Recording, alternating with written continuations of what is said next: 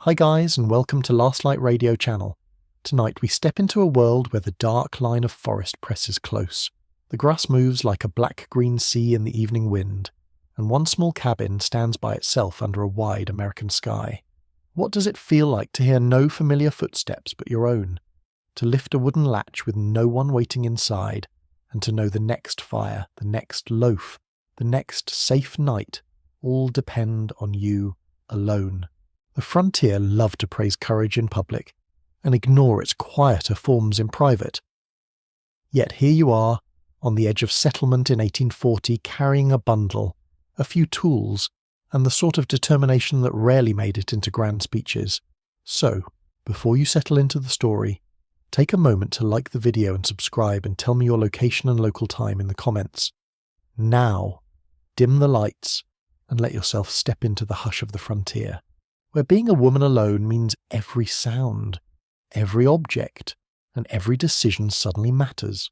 You come by wagon or on foot for the last stretch, along a road that deserves the name only out of kindness.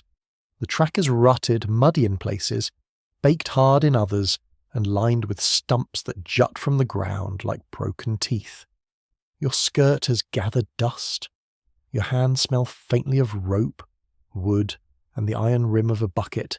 When you pause, you hear insects in the grass and the far complaint of a wheel from somebody else's cart, somewhere beyond sight. The air carries the scent of damp soil, crushed weeds, and smoke from a distant chimney. That chimney matters. On the 1840 frontier, a cabin with smoke rising from it is more than shelter. It is proof. It says a person has stayed long enough to survive the night. It says someone has turned trees into walls and open land into a claim. For a woman living alone, that little thread of smoke becomes a statement stronger than many speeches.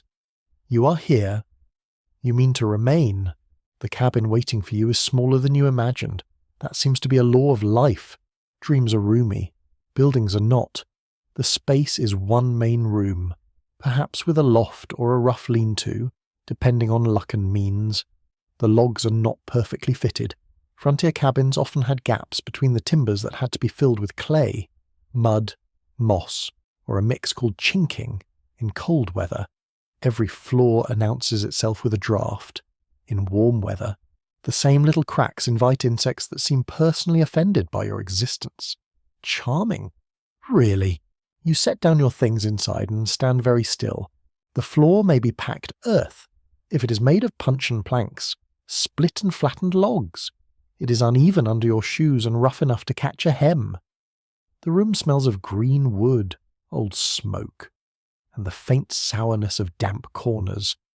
A few belongings make the place look less empty than it feels: a stool, a chest, a kettle, perhaps a straw tick for sleeping. Perhaps not yet.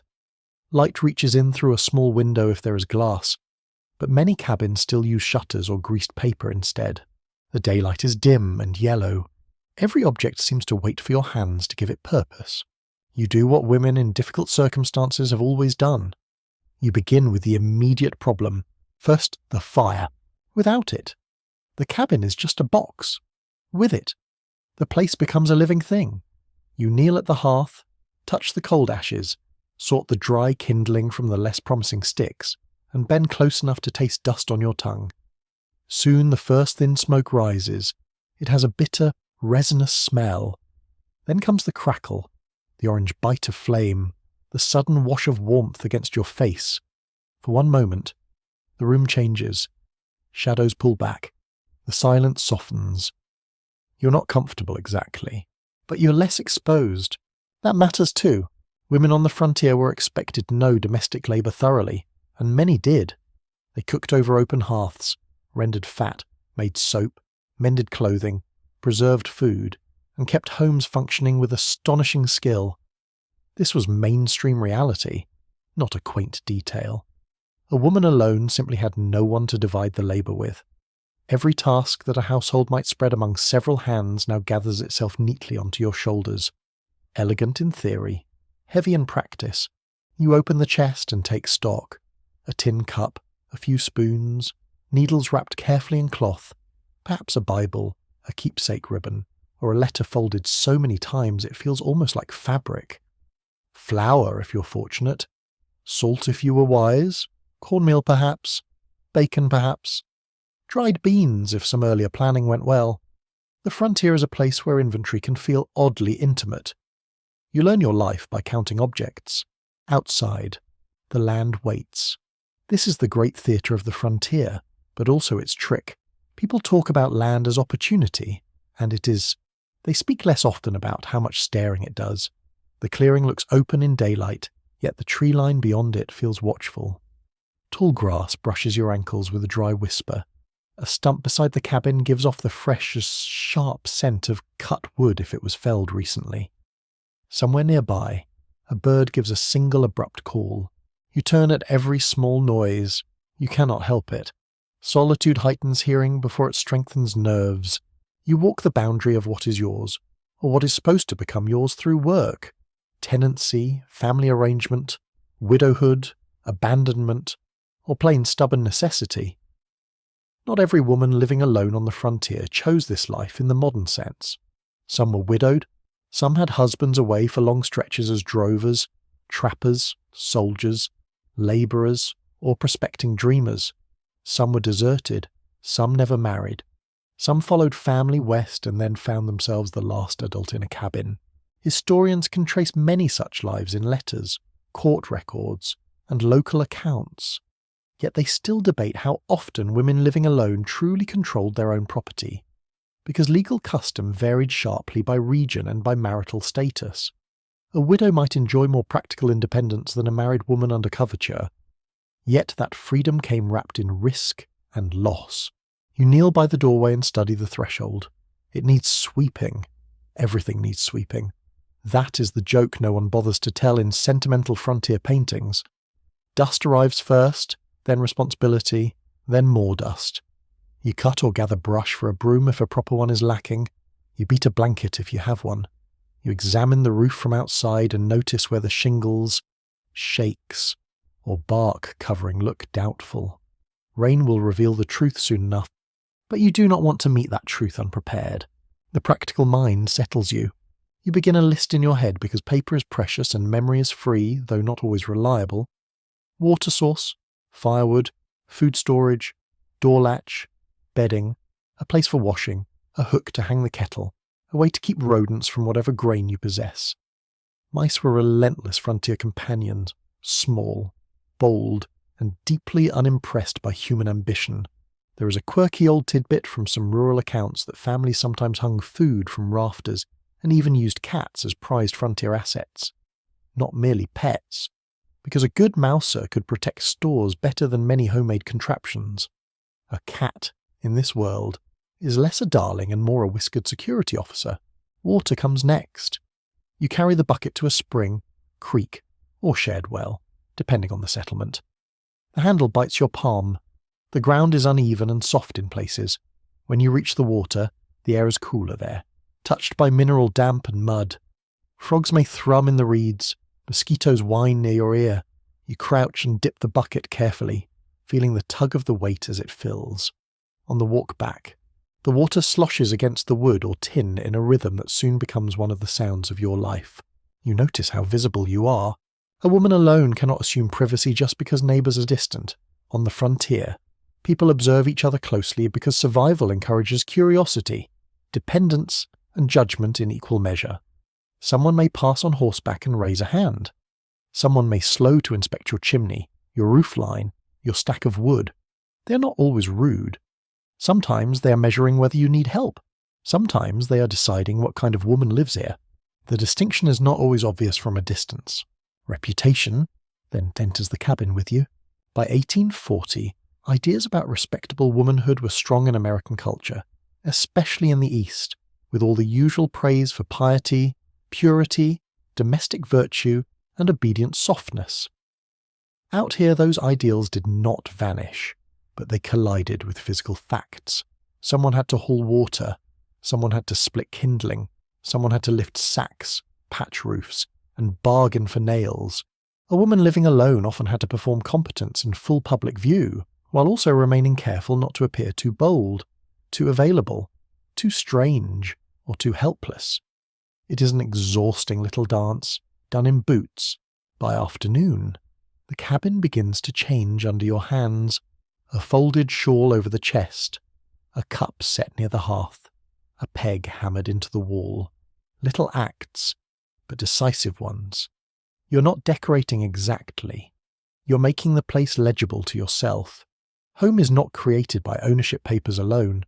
It comes from repeated touch, palm on latch, knees on floor, fingers around spoon, shoulder against door.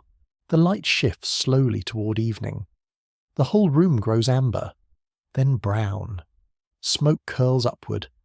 Outside. The clearing takes on that strange end-of-day calm where every sound seems farther away yet more distinct. You hear the creak of trees moving in the wind. You hear your own skirts brush the table edge. You hear the kettle beginning to think about boiling. That faint metallic hum becomes reassuring. Small noises of usefulness are the best kind. You make a simple meal. Cornmeal mush, bacon grease if you have it, bread if there is bread, beans if there are beans. Frontier diets could be monotonous, depending on season and luck. Pork, corn, wild game, and whatever could be grown, gathered, traded, or preserved formed the backbone of many households. Fresh fruit or vegetables were not guaranteed. Variety was a luxury disguised as a harvest. You chew slowly, listening all the while. Solitary eating has a peculiar quality. You become very aware of each swallow, each crackle from the hearth, each scrape of spoon against bowl. Then comes the first deep feeling you had been politely postponing. Not fear exactly. Not yet. Something more spacious. The knowledge that nobody else is here. It moves through the room like a draught. During the day, the business of arrival keeps your thoughts occupied. At dusk, there is no such protection. The cabin feels both safer and smaller than before. The door matters now in a new way. You inspect the latch again. You place what you can near at hand, a poker from the hearth, a knife, perhaps a heavy stool that could brace the door.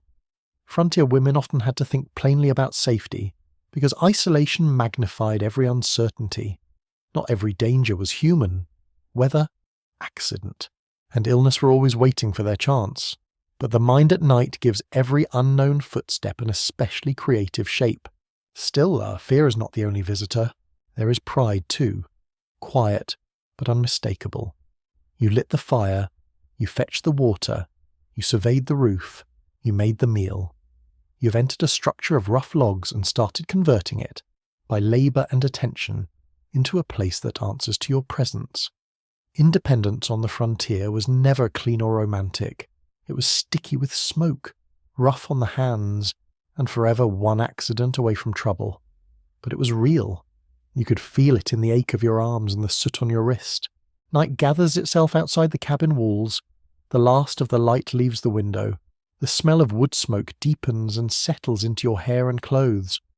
From the darkness comes the layered frontier chorus insects pulsing in the grass, a distant owl, the rustle of something small moving through leaves, perhaps a raccoon, perhaps only your imagination entertaining itself. The fire shifts and sends a brief shower of sparks up the chimney. You watch until the glow steadies again. Somewhere beyond sight are other cabins, other women, other solitary figures keeping lamps, mending shirts, saying prayers, or simply staring into a fire and refusing to admit how tired they feel. Frontier history often remembers the bold male outline first. The hunter, the trapper, the land speculator, the man with an axe and a grand opinion. Yet the quieter record remains in everyday endurance. In cabins like this one, women made settlement possible not by speeches but by repetition, patience, and labour that left few monuments. You spread your bedding, the fabric feels coarse against your fingers, the straw tick, if you have one, rustles dryly beneath the cover. The air near the floor is cooler. Your back and hands complain in a dozen small ways, each one earned honestly. Before lying down, you check the door once more. Of course you do. Then you lower yourself onto the bed and listen to the cabin settling around you. Logs tick softly as the heat changes. Ash whispers in the hearth. Wind presses one wall, then slides away. This is how it begins. Not with triumphal music, not with a heroic pose on a hilltop, but with a woman alone in 1840 in a rough cabin at the edge of the known, learning the exact shape of her own dependence on herself. The frontier does not greet you warmly. It does not care about your comfort. It gives splinters, smoke, mud, uncertainty, and work enough to fill every hour. Yet in the circle of firelight, with the latch secured and the water bucket full, you sense the first fragile outline of belonging. You are still alert. You're still uncertain. But the room now holds your breath, your footsteps, your heat, your choices. And for tonight, that is enough. Morning on the frontier does not arrive gently. It seeps in grey and cold, showing every practical truth that darkness kindly blurred. The ashes in the hearth are pale and sleepy. The room holds the stale scent of smoke, wool, and last night's damp air. Your blanket has trapped some warmth, but the moment you lift it, the chill reaches in like an unpaid creditor. Frontier life does enjoy collecting what it is owed. You sit up and listen first. That becomes a habit for women living alone. Before your feet touch the floor, before the fire is coaxed awake, you measure the morning with your ears. A drip from somewhere outside, a bird scratching near the cabin wall, wind in the grass, nothing urgent, nothing broken. The world remains in one piece, which counts as a promising start. The floor is cold under your soles. You pull on stockings if they're dry, shoes if you can spare them indoors, shawl around your shoulders whether it matches anything or not. Fashion on the frontier does not vanish entirely, but it loses many arguments. Warmth usually wins. Your first task is the fire, because almost every other task bends around it. You kneel at the hearth, stir the ashes, search for embers hiding under the grey crust, and feed them with slivers of wood. Soon comes the tiny crackle, then the bitter smell of fresh smoke. Then that first orange flare which feels less like comfort than permission to begin. Breakfast is not a meal of endless choices. In 1840, a woman living on the frontier often worked with what could keep, what could be carried, or what could be grown nearby. Cornmeal, pork, bacon fat, beans, coarse bread, coffee if fortune smiled, tea if supplies held out, and milk only if there was a cow or a generous neighbour. Eggs required hens and protection from every prowling creature that considered them a public resource. You set water to heat. You stir something simple into the pot. The spoon scrapes the sides with a sound that would never make a city poet swoon, though it has its own solid music. While the food cooks, you begin another task because idle moments are a luxury measured in minutes. A woman alone does not move through chores one at a time. Neat and orderly, like a lesson book, she layers them. Fire while water heats, sweeping while porridge thickens, washing a cloth while the kettle murmurs. Frontier labour has the rhythm of overlap. You become your own extra pair of hands by planning 3 motions ahead. The ash from the hearth must be managed carefully.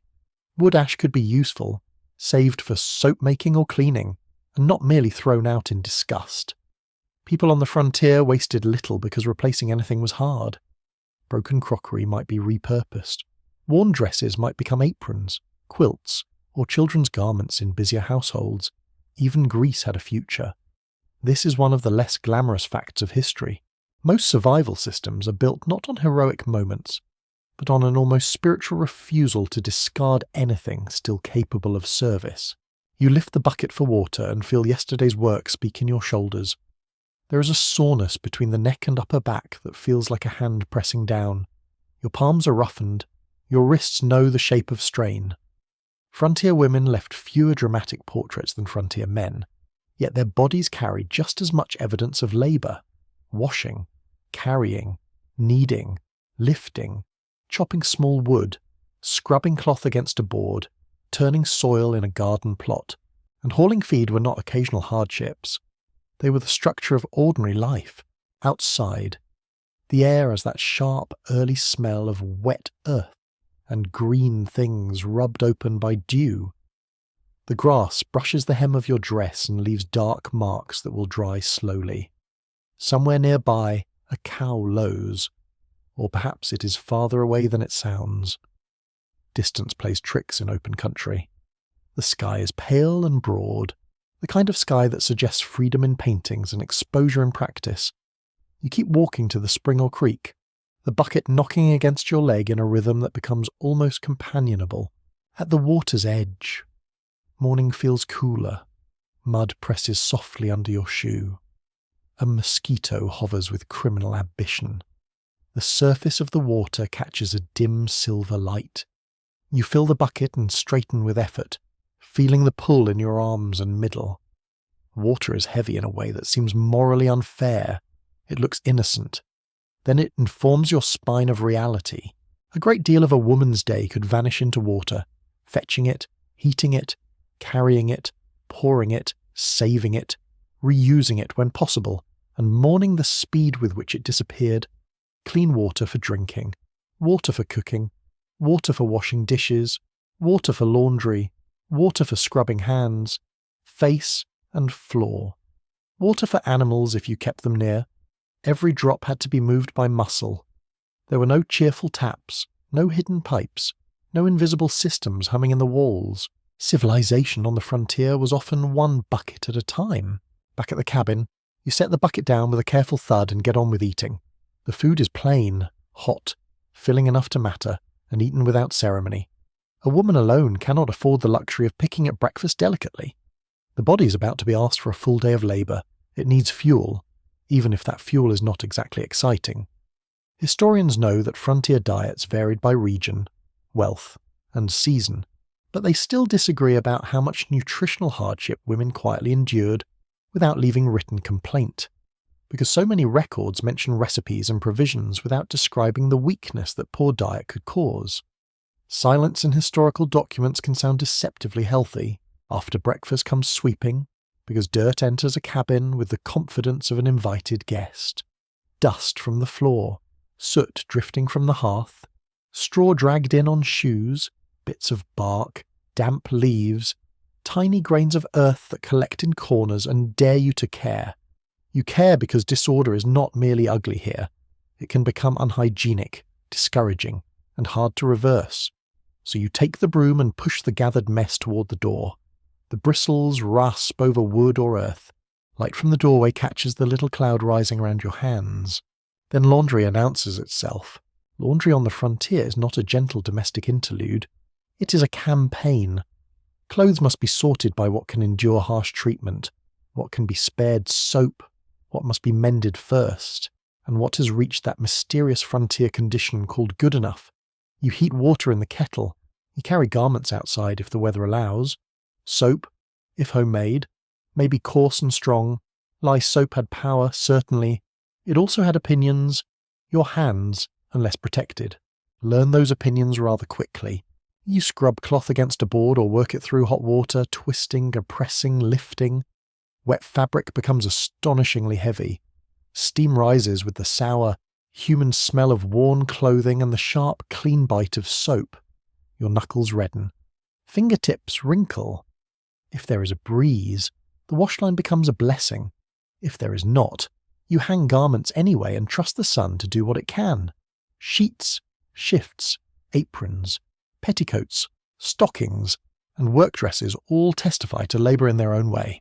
There is something almost rude about how quickly clean things become dirty again. A curious frontier tidbit survives in scattered household writings and recollections. Some women used bluing, a small touch of indigo tint, to make white fabrics appear brighter after washing. It was a little trick of chemistry and perception, a modest form of domestic magic, on a rough homestead, where everything practical seemed browned by smoke or dulled by dust. That faint illusion of brightness could feel surprisingly luxurious. By late morning, another job claims attention: wood. Full-scale tree felling was often men's work in the popular imagination, and in many cases it was. Yet a woman living alone still needed kindling, small fuel, branches gathered, chips stacked, and usable pieces carried close to the cabin. Perhaps you buy or barter for chopped wood sometimes. Perhaps a neighbour's boy splits larger logs for a fee. Perhaps you gather what storms have dropped. However it is managed, the result must be the same. There must be fuel waiting before cold arrives. You stoop, lift, carry, stack. The smell of fresh split wood is sweet and resinous. Bark flakes under your fingers. Small splinters find their way into skin with astonishing precision, as if guided by malice. Your movements grow efficient because they must. Bend from the knees. Keep the bundle balanced. Do not waste steps. Do not carry half a load if a full one can be managed safely. Efficiency becomes a kind of frontier elegance, though nobody writes songs about it. If they did, it would be mostly grunting. At some point, hunger returns and the middle of the day presses down with a heavier warmth. The cabin holds heat now. Flies investigate with impertinent persistence. You wipe sweat from your upper lip with the back of your wrist and feel dust there. Lunch is likely colder, faster, and even plainer than breakfast. A scrap of bread, cold bacon, beans from earlier, maybe an onion, maybe not. The frontier can be strangely rude about onions. Either you have one and smell of victory, or you do not and think about it for half an hour. A garden, even a modest one, becomes a serious hope. Many frontier women cultivated kitchen plots with herbs, beans, squash, turnips, cabbage, or whatever local conditions would allow. The garden did not simply improve meals. It could protect health, reduce costs, and create barter options. So you go outside again with hoe or spade and examine the patch of ground assigned to usefulness. Soil has to be broken, weeds pulled, stones removed, and rows judged with a careful eye. Earth works into the seams of your fingers. The smell rises rich and damp when turned. Insects hum around your ankles. Sun warms the back of your neck through the thin cloth of your bonnet. Work in soil can feel calmer than indoor chores. The motions are repetitive. The sounds are simple. Metal against earth, a distant bird call, the soft tear of weeds coming free. You find a rhythm that quiets the mind a little. Perhaps that is why gardens appear so often in women's recollections. Not because they were quaint, but because they offered a rare combination of necessity and visible progress. You put effort in, something green responds, very satisfying when it cooperates. Of course, the frontier rarely cooperates for long. A fence needs checking. Chickens, if you have them, require feed and supervision. If you do not have them, then someone else's chickens may decide your garden belongs to them. They approach with that brisk, pointless confidence unique to poultry. A woman can hold together an entire household and still lose a small battle to a hen. History remains humble in this way. Then there is sewing, always sewing. Even when the daylight is best used outdoors, some mending cannot wait. A seam gives way, a cuff frays, a stocking needs darning before it becomes a lost cause. Cloth was valuable, ready-made garments existed, or especially in towns. But frontier households relied heavily on homemade or heavily altered clothing. You sit near the light with needle and thread, squinting a little, fingers moving from habit more than comfort. The fabric slides across your lap. Needle points catch the light. The work is quiet, except for the faint pull and bite of thread through cloth. Mending is not dramatic, but it quietly protects dignity, warmth, and economy all at once. By afternoon, fatigue does not descend all at once. It gathers, first in the lower back, then in the legs, then behind the eyes. You keep moving because stopping too long can make starting again harder. This is one of the frontier's simpler lessons. Momentum is a tool. Use it while you have it. The house still needs attention.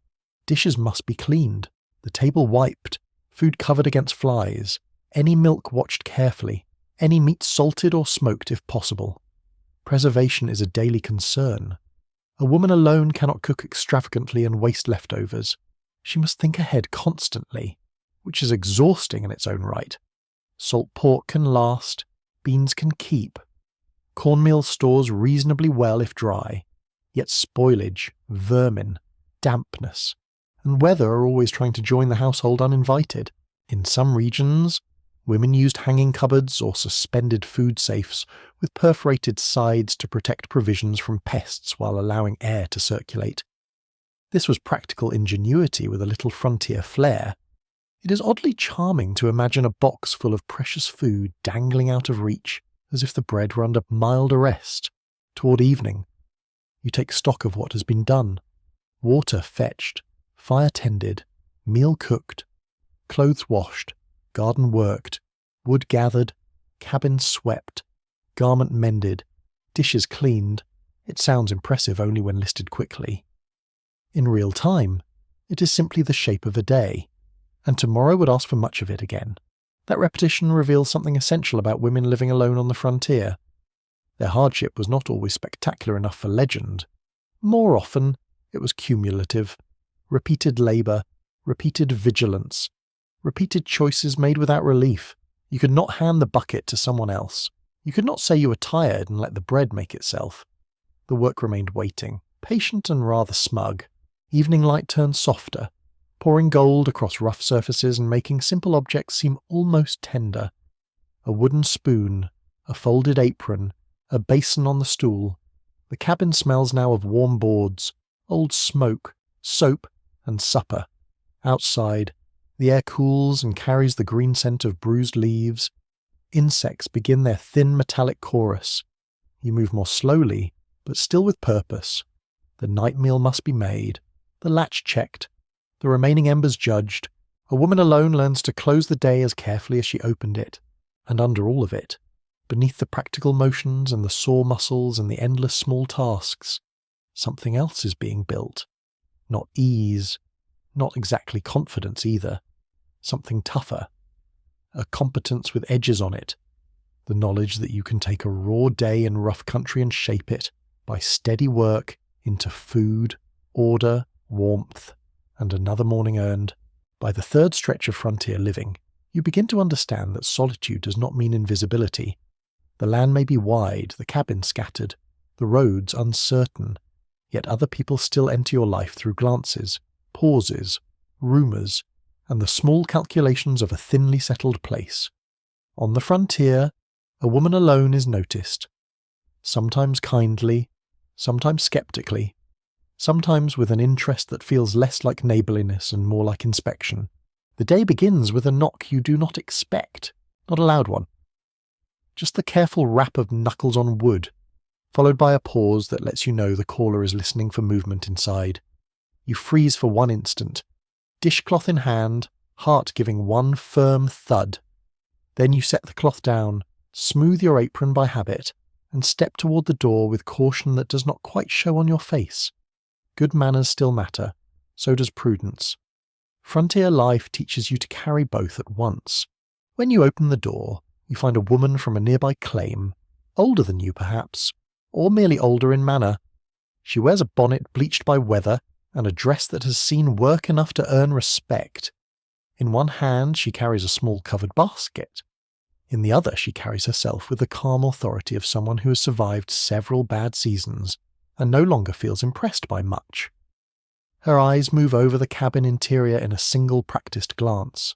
Hearth, shelf, bedding, table, floor. She takes in everything. Frontier courtesy often arrives with a silent inventory. She offers something simple. Corn cakes, a bit of butter, a handful of dried apples. The gift is modest, but not meaningless. In a place where food is labour made visible, even a small offering carries weight. You thank her and invite her in.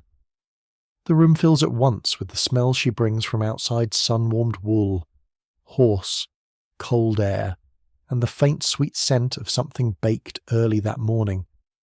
Her shoes leave a trace of dust near the threshold. Her presence changes the cabin more than the basket does. Conversation begins cautiously. That is another frontier art. People ask questions in soft wrapping. Have you settled in well enough?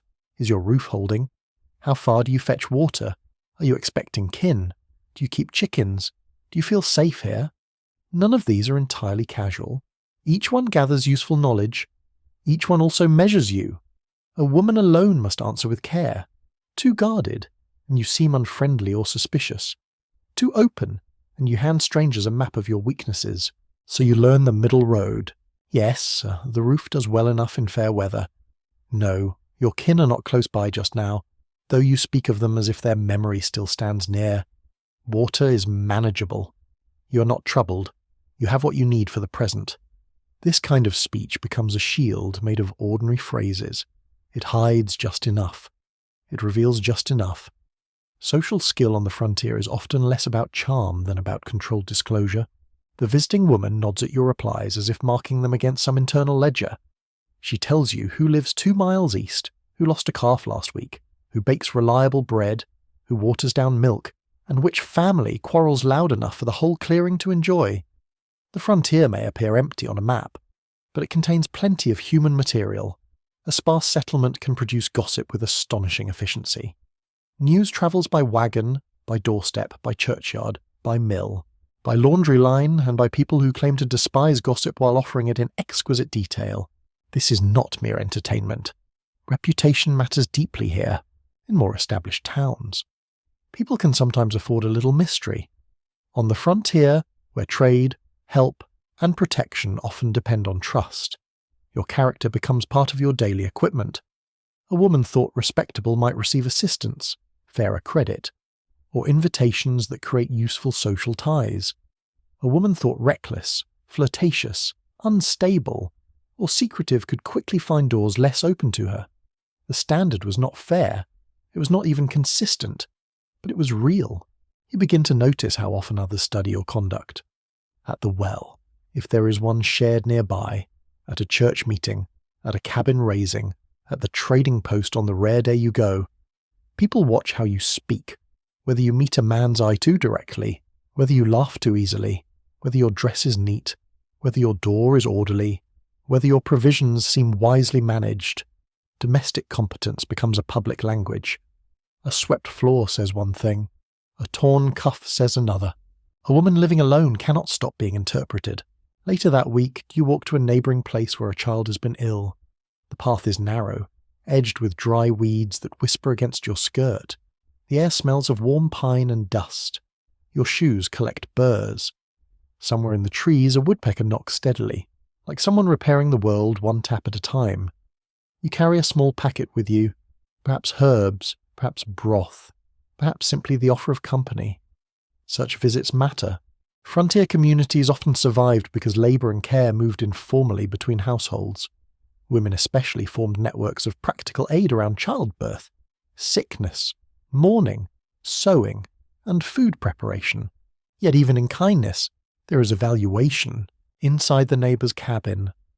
The child lies flushed under a blanket, the room heavy with the smells of fever, boiled linen, and stale smoke. The mother thanks you. The grandmother looks you over with one raised brow. A younger sister stares openly. You take your place where you can be useful, not showy. You hand over water, you fold cloths, you speak softly.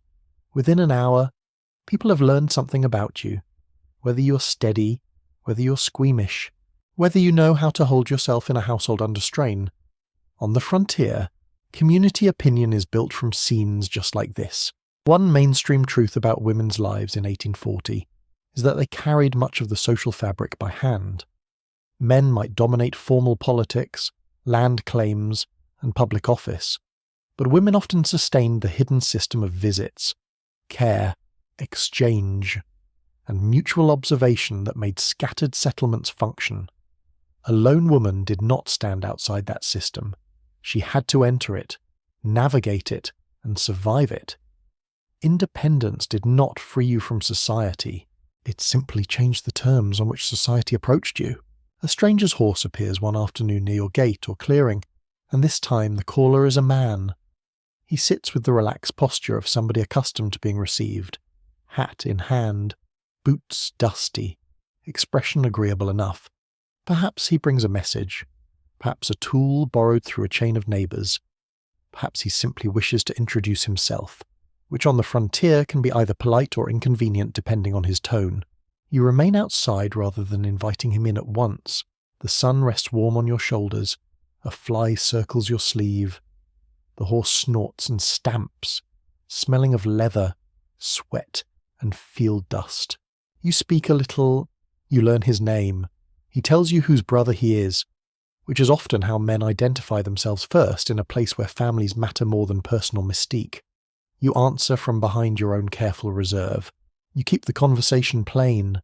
Weather, crops, roads, timber, the creek level, neutral subjects. A woman alone quickly learns that politeness and distance can share the same sentence. It is almost graceful when done well. There were many frontier codes around courtship, propriety, and visiting, though they varied by region and culture. Historians still argue over how strictly such codes were enforced in newly settled areas, because recollections often soften what real life made messy. Some accounts describe neighbourly informality. Others show intense concern for female respectability. The truth likely shifted from place to place, family to family, and season to season. Hardship sometimes made communities flexible. Hardship also made them judgmental. Human beings do enjoy variety. At church, the social air changes again. The meeting place may be a rough building, a schoolhouse, a borrowed room, or a space open enough to feel half outdoors. Boots thud on floorboards, benches creak, damp wool, lamp oil, and cold air blend into a scent both communal and slightly weary. Babies fuss. Men clear their throats like minor thunder. Women adjust shawls and settle children with a touch on the shoulder. You take your place quietly, yet even there, under prayer and sermon, you feel the social machinery turning. A woman living alone draws questions inside respectable places too. Some pity her, some admire her competence. Some assume she must be in need of guidance. Some suspect hidden trouble. A few may look at her with envy so private it barely reaches the face. After all, however difficult your life, it is still your own in ways theirs may not be. Freedom and scrutiny often arrive together. That is one of history's little jokes. After the service, conversation blooms outside in clusters.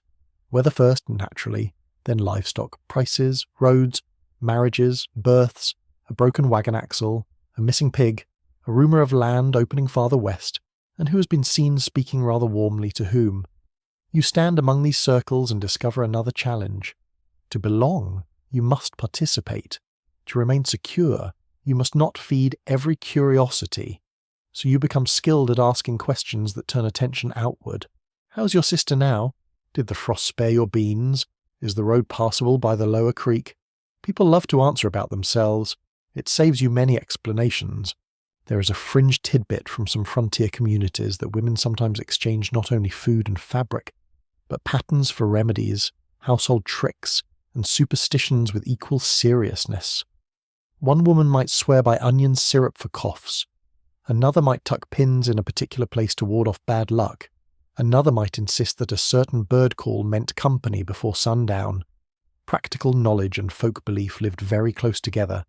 In a world full of uncertainty, people often kept both. Some neighbours warm to you slowly. A widow with red hands and a dry sense of humour begins stopping by with little pieces of advice disguised as criticism. A younger wife asks whether you know a neat way to patch a shirt cuff.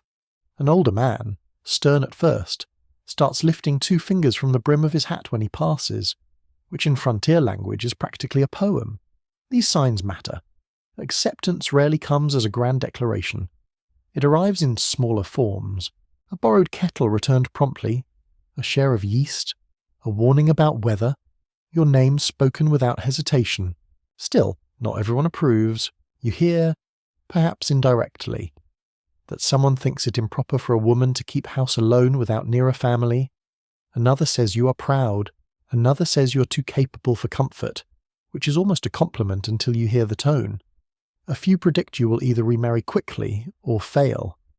People often prefer tidy endings for women's lives. Untidy endurance makes them uneasy. You cannot correct every opinion. You learn that silence conserves energy better than rebuttal. That lesson grows sharper at the trading post. The place is crowded compared with your cabin, though by town standards it would seem meagre enough. Barrels, bolts of cloth, harness, nails, sacks, lantern parts, tobacco, molasses, seed, and the mingled smells of salt, leather, flour dust, wood, and humanity. Men talk loudly, sometimes because they're cheerful, and sometimes because they wish to occupy the whole room with confidence.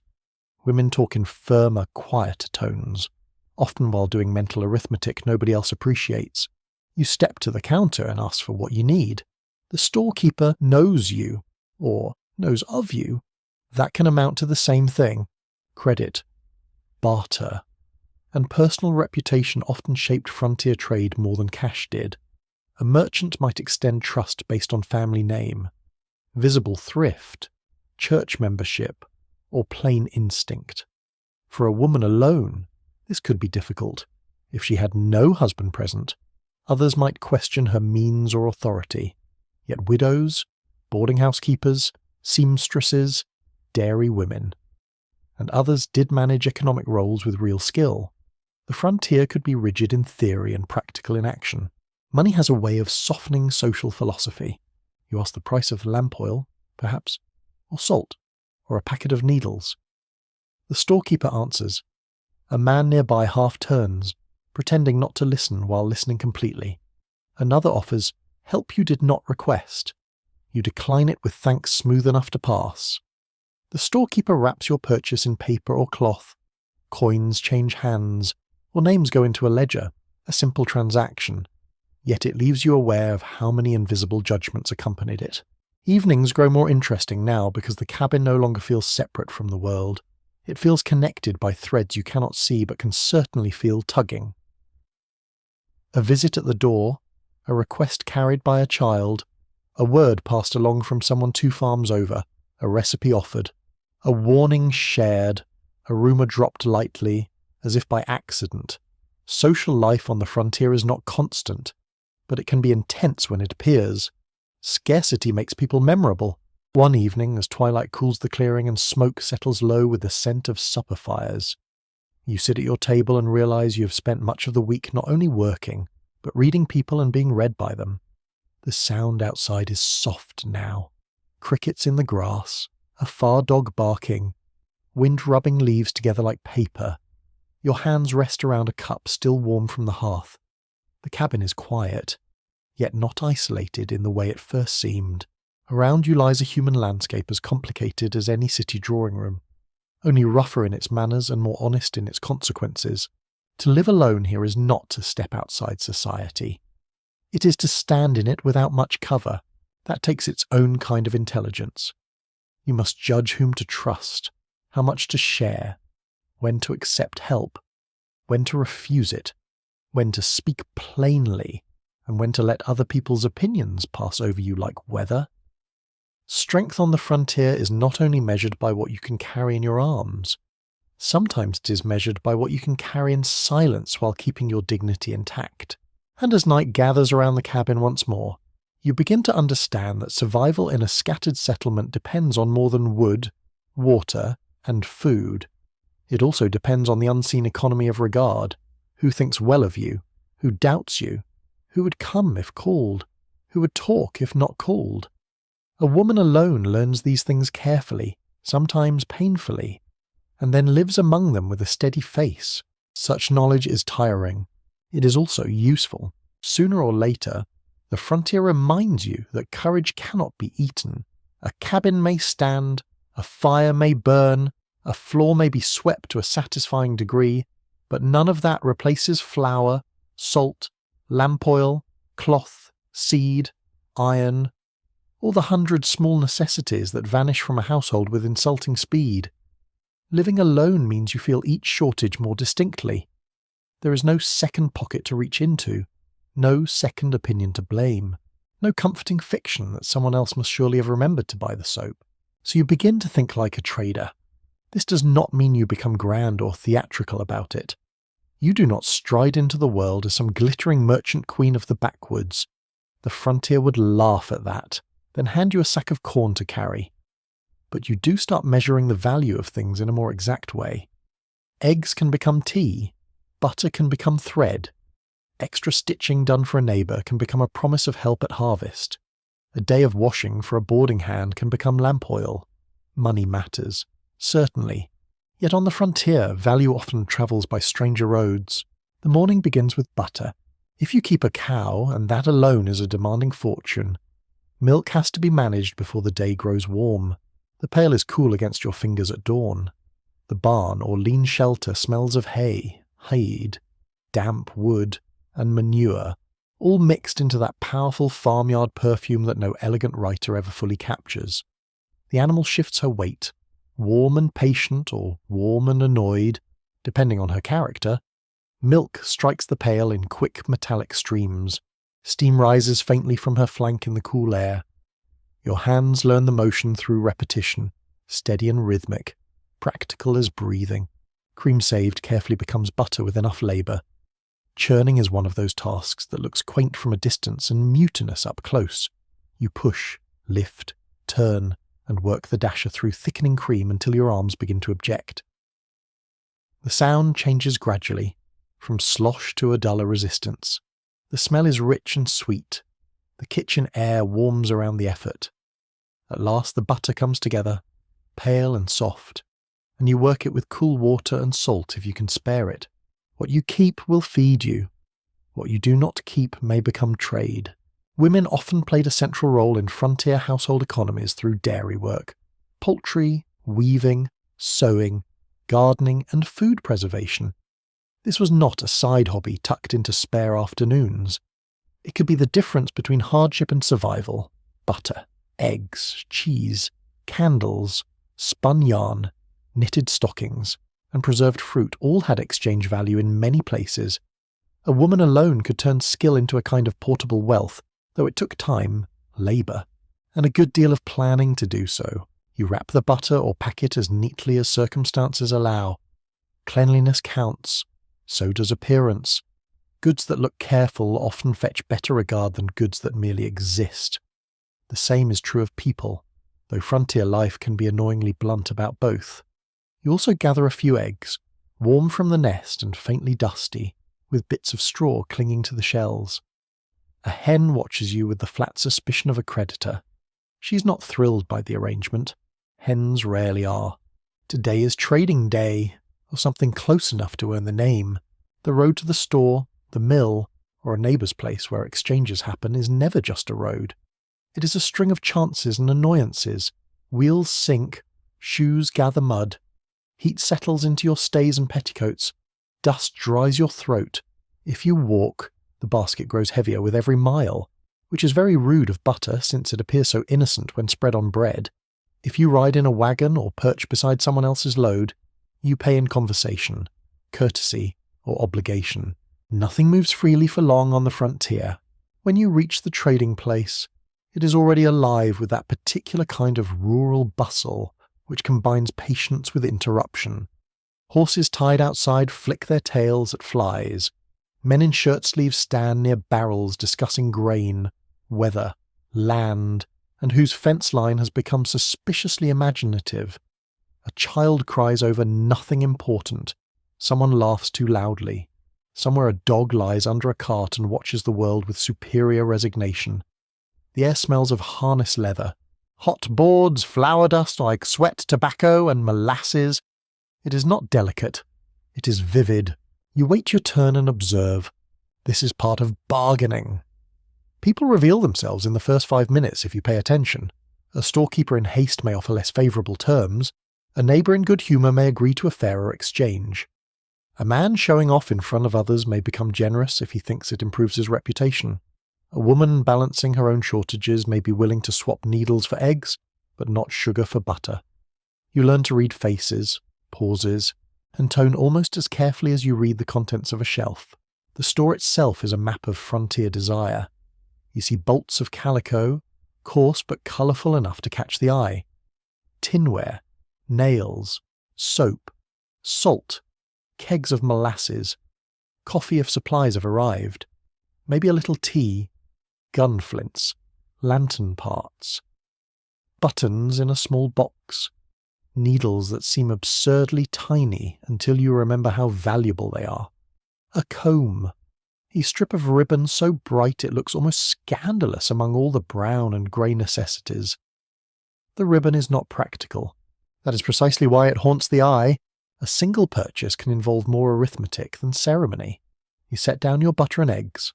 The storekeeper inspects them, not cruelly, but not sentimentally either. He weighs, estimates, squints. He may praise the butter's firmness if he wants more of it later. He may mention that eggs have been more plentiful lately if he hopes to lower the rate. You stand calmly and let him perform his little play. Then you answer with facts. The butter is fresh. The eggs are sound. Salt has grown dear. Yes, but so has everybody's patience. A touch of humour helps if it is dry enough. Cash. When it appears, passes quickly through a frontier household. Coins vanish into iron, cloth, seed, and store credit. Many transactions rely on ledgers, promises, and long memories. Credit is both useful and dangerous. A woman alone may depend on it in lean times, yet each debt binds her reputation more tightly to other people's opinion. Pay promptly when you can. Deliver what you promise. Do not boast. Do not ask for more than you can hope to settle. These become unwritten commandments of practical independence. Historians know that frontier barter was common, but they still debate how far it substituted for cash in daily life, because local records show a shifting mix of money, informal exchange, and account book credit. In some places, barter seems almost constant. In others, market systems were more cash-driven than nostalgic memory later suggested. Real life, as usual, appears to have ignored the neat categories. You leave the store with fewer eggs, less butter, and perhaps a precious packet of needles, a cone of salt wrapped in paper, a bit of coffee, and a narrow piece of cloth that will become something useful if handled wisely. The basket feels lighter, yet your obligations feel more carefully arranged. Trade on the frontier is never merely about acquiring objects. It is about maintaining a place in the local web of need and reciprocity. Every fair exchange tells the world you are managing. Every delayed debt invites comment. Sometimes the best bargains do not happen indoors. A neighbour woman catches your sleeve as you step outside. She has heard that you sew neatly. Her son needs shirts mended. Her own hands are full with a new baby and a garden that has decided to become insolent all at once. Could you take in 2 shirts and a pair of stockings in return? She offers a small sack of dried apples after the next market trip, or perhaps help with washing later in the month. The terms are not perfect, but they are possible. You consider the time required, the thread you have left, the value of dried fruit in a season when freshness is rare, and the value of goodwill in a place where goodwill can be converted into very practical things. You agree, though with boundaries. That is part of the skill too. A woman alone must not become so useful that everyone assumes her labour is freely available. Frontier communities admired industriousness, but they also exploited it when given a chance. If you are too accommodating, tasks begin arriving at your doorstep with the confidence of geese. So you name a fair exchange, a fair time, and a clear expectation, not sharply, just plainly. Plain speech can save a surprising amount of resentment. On the walk home, the world feels a little different because you're carrying not just goods, but calculation. The sun warms the basket handle against your palm. The smell of salt and cloth rises faintly when the cover shifts. Grasshoppers fling themselves from your path with dramatic incompetence.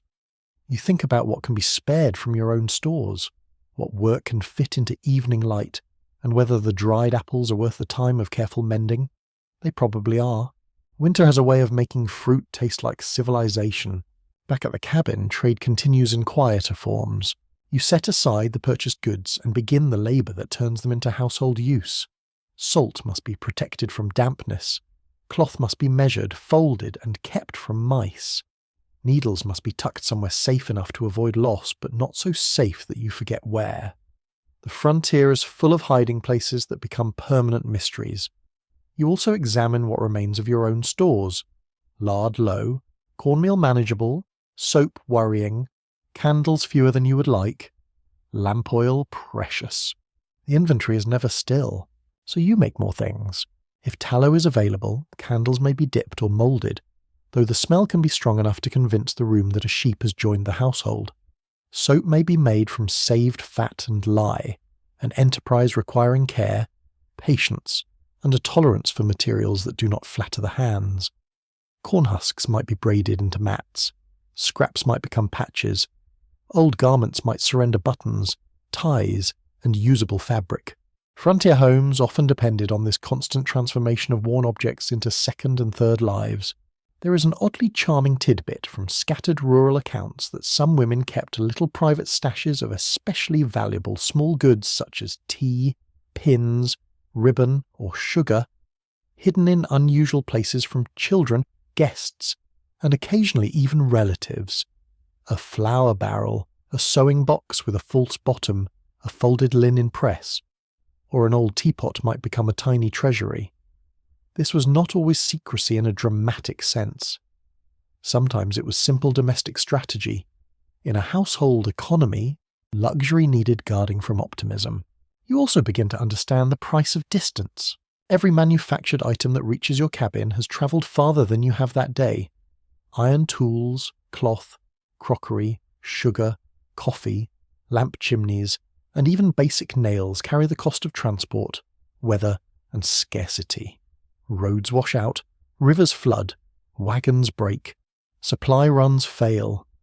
Prices rise not because somebody in a fine waistcoat enjoys tormenting you, though that possibility can never be fully dismissed, but because distance itself is expensive. The frontier teaches economics through annoyance. A peddler may appear from time to time, and such visits bring a special sort of temptation. His wagon or pack seems full of improbable wonders, combs, ribbons, tin ladles, handkerchiefs, perhaps a bit of finer cloth, maybe writing paper, maybe trinkets with no practical purpose at all. You know better than to spend foolishly, yet even the sight of such goods can stir a strange ache. Not greed exactly, more like memory. A bright ribbon can remind you that life once included choices made for beauty and not merely endurance. You do not buy the ribbon. You think about it, though. Instead, you return to labour that can be turned into future trade. The neighbour's shirts are spread across the table. One cuff is torn, one shoulder seam has gone weak. A stocking heel is nearly transparent with wear. You thread the needle in the late afternoon light, eyes narrowing slightly, and begin. The cloth feels warm from the sun where it struck the table. Thread slides through your fingers. The room holds the soft ticking sound of work, needle in, needle out, cloth turned, seam pressed. Outside, a wagon passes somewhere beyond the clearing, the wheels grinding low against the road. Mending for exchange has a different feel from mending your own things. You're not only repairing cloth, you are presenting your skill for judgment.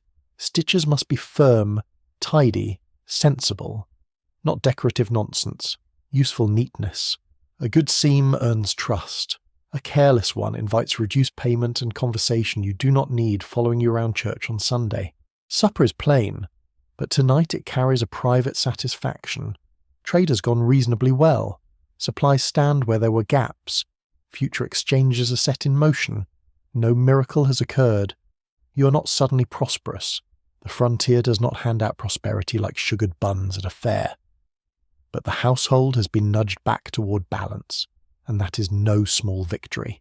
As dusk gathers, the cabin smells of warm boards, cooling ash, and a faint trace of butter still lingering from the morning's work. You count the candles. You fold the cloth again. You place the needles carefully in their case and touch the packet once more to reassure yourself it exists. Small goods can bring immense comfort simply by remaining where you left them. You sit for a moment with your cup and listen to the evening sounds drifting in through the cracks. Crickets, a distant horse, wind moving softly over grass. Somewhere a door closes at another cabin. A dull, hollow thump that reminds you how many households are performing their own little calculations at this same hour. How much flour remains, whether the salt will last, which debt can wait, which cannot. This is what independence costs in daily terms. Not grand speeches about liberty, not dramatic declarations, just the steady mental labour of converting work into value and value back into survival.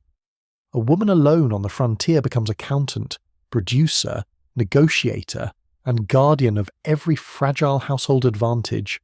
She must think with her hands and labour with her judgment, and by lamplight, with the basket empty beside the table and the next exchange already forming in your mind, you realise that the economy of frontier life is not separate from the home at all. It is the home. Night on the frontier has a personality of its own. In daylight, the land can seem merely unfinished. After sunset, it feels immense, intimate, and a little too interested in you. The sky darkens by slow degrees, blue draining into violet, violet into black, until the clearing around your cabin becomes a shallow island in a sea of shadow. Trees lose their details first, then fences, then the path. At last, only the nearest objects remain, touched by lamplight or the red pulse of the hearth. This is the hour when solitude changes shape. During the day, being alone means working without interruption. At night, it means listening without relief. Every sound arrives more distinctly because there is no other voice in the room to soften it. You notice the dry whisper of wind under the eaves, the tiny click of cooling iron, the brush of branches against one wall, a mouse in the corner, moving with the cheerful nerve of a creature that pays no rent and fears no opinion. The cabin seems to breathe around you, settling and shifting as the temperature falls. You begin closing the house long before full darkness comes.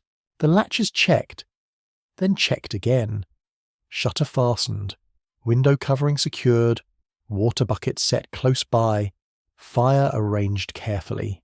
Not too lively to be reckless, not too low to leave the room cold before midnight. A poker leans within reach. A stool is placed where it can brace the door if needed. This is not panis, it is routine. A woman living alone on the frontier learns to make caution look almost domestic. Supper is simple and warm, eaten with one ear always turned toward the outside. You hear insects beginning their steady metallic music in the grass. A whippoorwill calls from somewhere beyond the tree line.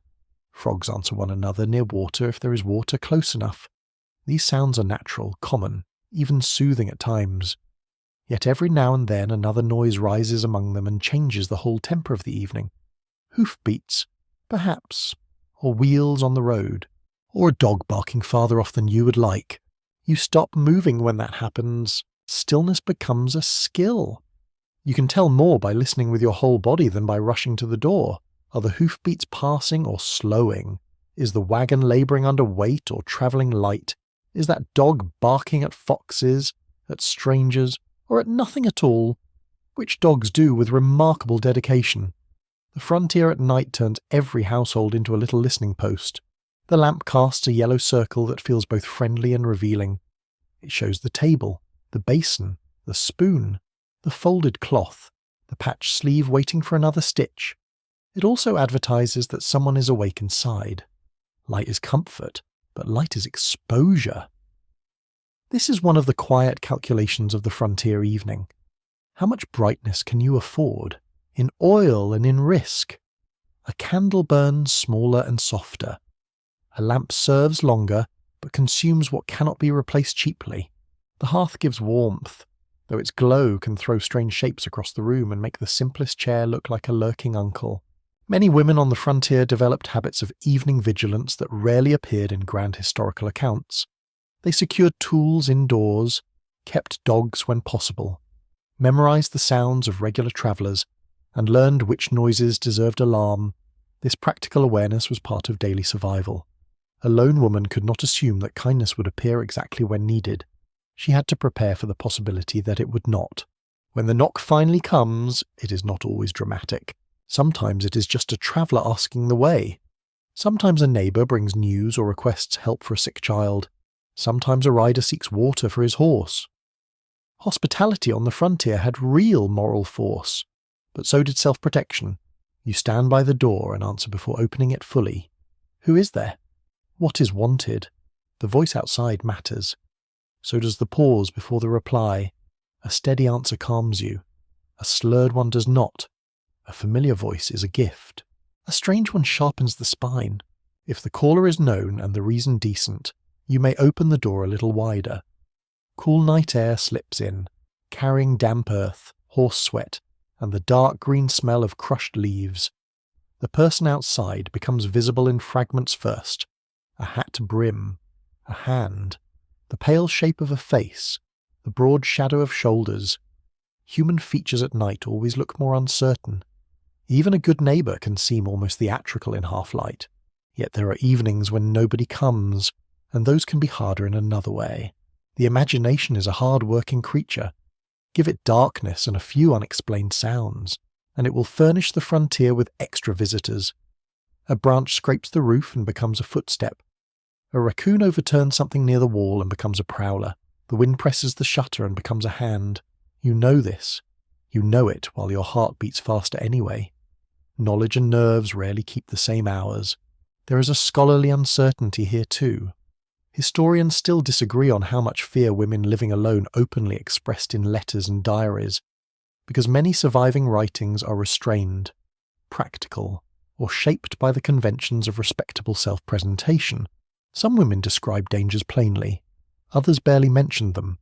Silence, once again, can mean strength, shame, habit, or simply lack of paper for long reflection.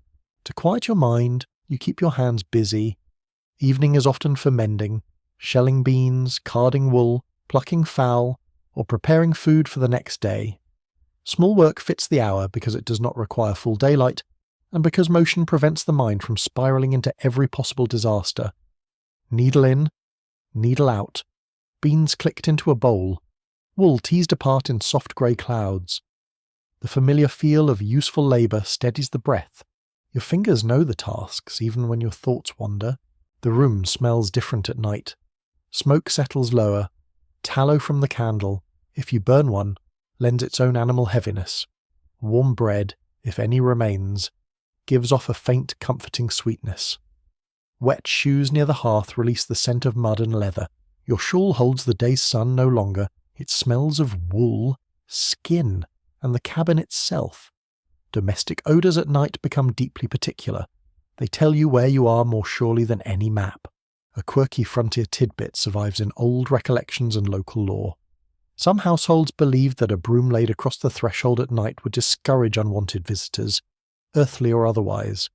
Whether this was practical symbolism, folk belief, or merely the satisfaction of putting one more object between oneself and trouble is hard to say. Frontier life had room for stern Protestant prayer, practical common sense, and little rituals of reassurance all under the same roof. People often trusted whatever helped them sleep. Sleep, of course, is not always easy.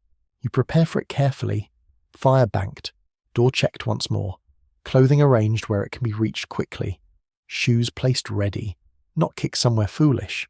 Some women kept outer garments partly on, especially in cold weather or when uneasy. A heavy skirt, shawl, and stockings could save precious moments if one had to rise in a hurry. It is not comfortable, but frontier life was not designed around comfort. It was designed around possibility, and possibility at night often had a slightly hostile expression. When you lie down, the darkness changes again. The ceiling disappears, the room becomes sound and temperature more than shape. The straw tick rustles under your weight. The blanket scratches faintly against your chin. Cool air touches one cheek while the side facing the fire remains warm. You hear your own breathing, which seems absurdly loud for a few moments. Then a log shifts in the hearth, then silence, then another sound, distant and uncertain. Perhaps an owl, perhaps a fox, perhaps something only the dark itself needed to say. Wildlife had a real place in frontier nighttime. Wolves still existed in some regions in 1840, though their danger to humans was often more feared than experienced. Foxes raided hens, raccoons stole what they could, bears troubled some settlements, snakes found warmth in unfortunate places. More commonly, animals became interpreters of the night. Their calls, movements, and sudden alarms told people that something was passing through the dark. Whether beast or man, a barking dog might be a greater comfort than a loaded pistol if it belonged to the right household. Storms are the worst company. A calm night at least leaves you with recognizable sounds. A storm rearranges everything. Wind pushes hard against the cabin until the walls seem to listen with you. Rain lashes the roof. Water finds weak points and begins its rude little drips. Thunder rolls over the clearing and shakes the crockery. Lightning flashes through cracks and under shutters, turning the room white for an instant, then blacker than before. In those moments, the cabin feels at once fragile and stubborn, a box of human intention resisting weather large enough to erase it without malice. You rise with the storm if needed, a basin under the leak, a rag stuffed in a gap, fire stirred so it does not die, the floor cold underfoot, the hem of your dress brushing your ankles, your hands clumsy with sleep and urgency. No audience, no applause, just a woman in the middle of the night refusing to let rain instruct her too harshly. This is frontier endurance at its purest. Not grand, not elegant, very real. Then there are nights of genuine alarm, a horse stopping outside too late, voices low and unfamiliar, a hand at the latch. Those moments strip away every pretense. You feel the blood leave your face, then return hot. Your hearing narrows, the room sharpens. You hold the poker or the knife or simply the force of your own voice. Many lone women relied first on deterrence. Speak firmly. Let the person outside think someone else may be present. Ask who is there in a tone that suggests witnesses, kin, a nearby man, or at least a woman not inclined to be bullied.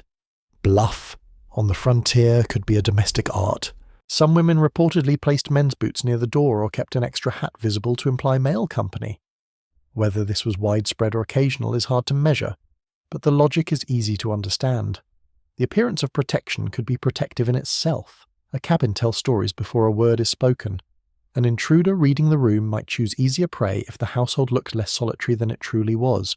Yet the most common night visitor is not danger. It is loneliness. That arrives after the chores, after the noises settle, after the imagination has exhausted its dramatic talents.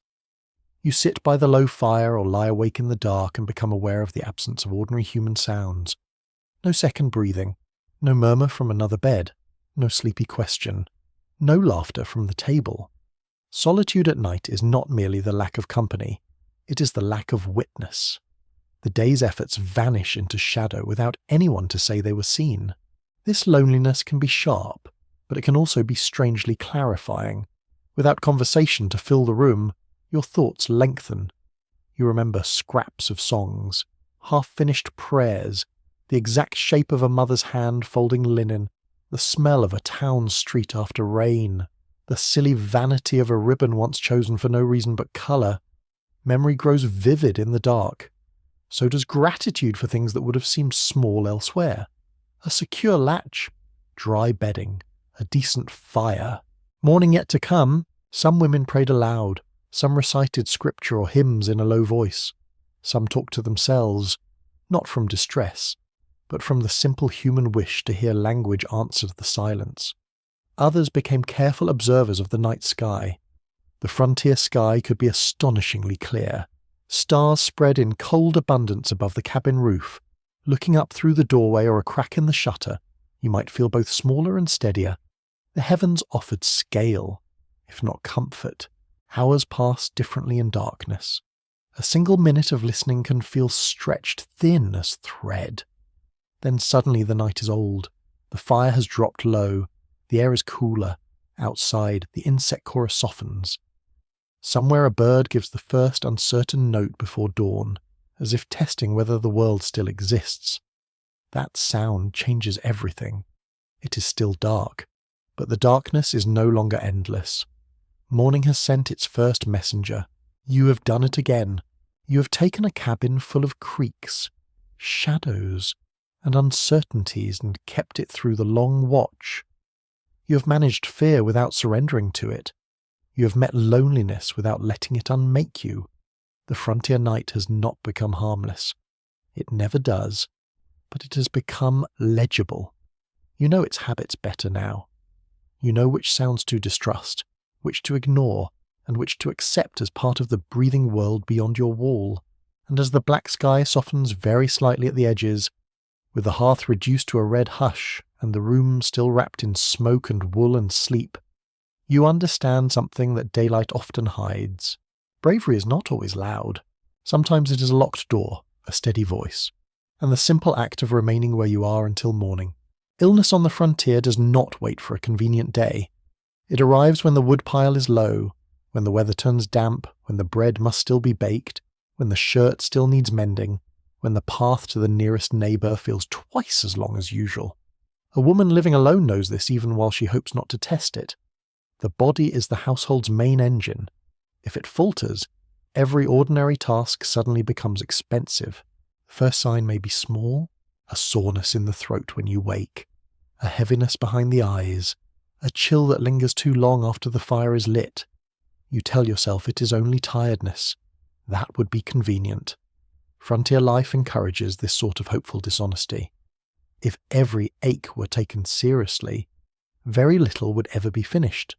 So you rise, wrap your shawl closer, Stir the coals, and try to go about the morning as if your limbs do not feel packed with wet sand.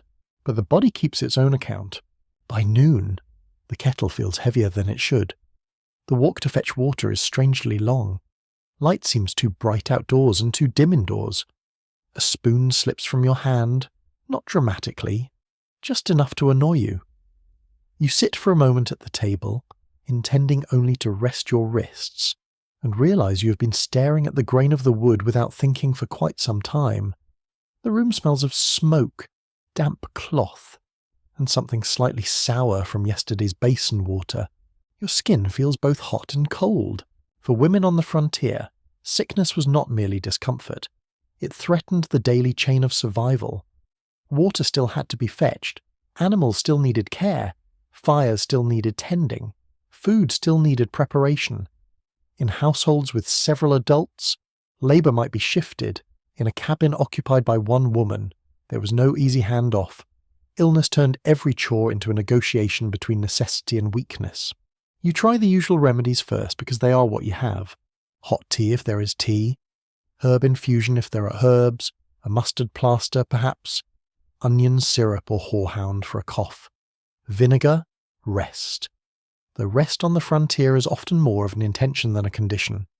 Women in 1840 commonly relied on home remedies drawn from family tradition, local plants, household manuals, folk knowledge, and neighbourly advice. Some treatments helped, some were useless. A few were more alarming than the ailment. 19th century medicine had skill in some areas, but it also carried its own hazards, and access in frontier regions was uneven at best. By evening, the fever settles in properly. It gives the room a strange softness around the edges. The fire blurs, the corners deepen. The blanket feels rough and too heavy one minute, then not warm enough the next. Your hair sticks faintly at the neck. The smell of your own skin changes with sickness, sharp and salt-sour beneath the smoke of the cabin. The cup by your bed tastes of tin and lukewarm water. Every swallow seems to travel down with effort. Outside, ordinary sounds continue as if the world has made a rude decision not to pause for you at all. That can be the worst part. The frontier is full of practical indifference. Grass still grows, rain still falls, chickens still complain. A cow still expects milking whether you're shivering or not. You lie there and think of the tasks failing quietly around you. Ash building up, floor unswept, garden drying, a pot unwashed. This is not vanity. It is the knowledge that disorder breeds more disorder. A skipped day becomes 2 days' work later, provided later arrives kindly. You force yourself up at dawn because there is no proper alternative. The world tilts slightly when you stand. You grip the chair until the spinning settles. The floor is cool through your stockings. Your hands look like your hands, yet weaker somehow, as if strength has stepped outside without leaving a note. You move through the cabin slowly, each action divided into smaller pieces. Lift kettle, pause, carry water, pause, stir coals, sit. The body has reduced your ambitions to verbs with intervals between them. There is a mainstream historical truth here that deserves plain words. Frontier women often had to perform medical care as well as domestic labour, not only for children and husbands, but for themselves. They treated burns, cuts, fevers, childbirth recoveries, stomach complaints, and the long aftermath of exhaustion with whatever knowledge and materials they possessed. A doctor might be miles away, too costly, or simply unavailable. Self-treatment was not a lifestyle preference. It was the system. Even a minor injury can upset the household alarmingly fast. A cut across the palm from a knife while slicing salt pork. A splinter buried deep from carrying wood. A twisted ankle in a rut on the path to the spring. A burn from lifting an iron pot too quickly. Under easier conditions, these are painful annoyances. Alone on the frontier, they can become strategic problems. A hand needed for kneading dough or wringing laundry suddenly fails. A foot needed for walking to water swells and protests. You learn to respect small injuries because they interfere with large necessities. One afternoon, while chopping kindling or splitting a stubborn branch, the blade glances wrong. Not a disaster, but enough. A sliced finger. Bright blood. Sharp pain. immediate annoyance, which is often the first frontier response to bodily harm. You wrap the wound in clean cloth if you have clean cloth. You hold pressure. You sit down because standing while irritated tends to improve nothing. The cabin smells suddenly metallic beneath the wood smoke. Your pulse is loud in the ears for a minute. Then the ordinary room returns, altered only by the fact that one useful part of you has become temporarily unreliable. In that moment, you understand something cold and exact. Help is not impossible. It is simply not immediate. If the injury worsens, you must decide whether to walk to a neighbour, send a message by passing traveller if one appears, or endure and hope. The frontier trains judgment by denying perfect choices. Go out while weak and risk the road. Stay in and risk delay. Call for aid and invite obligation. Keep silent and pay the cost alone. None of these options feel heroic. They just feel real. There is also the matter of modesty, which frontier life never fully erased. Many women were raised to guard their bodies, their symptoms, and their vulnerability with a certain reserve. Yet sickness strips away some of that restraint. A woman who can discuss seed prices, soap, and church attendance quite calmly may still hesitate to describe a fever, breast inflammation, menstrual pain, or a lingering internal complaint. Historians still argue about how much women concealed from available doctors or neighbours because the record is full of vague terms, evasive phrasing, and polite omissions. The silence around women's pain can be louder than the words that remain.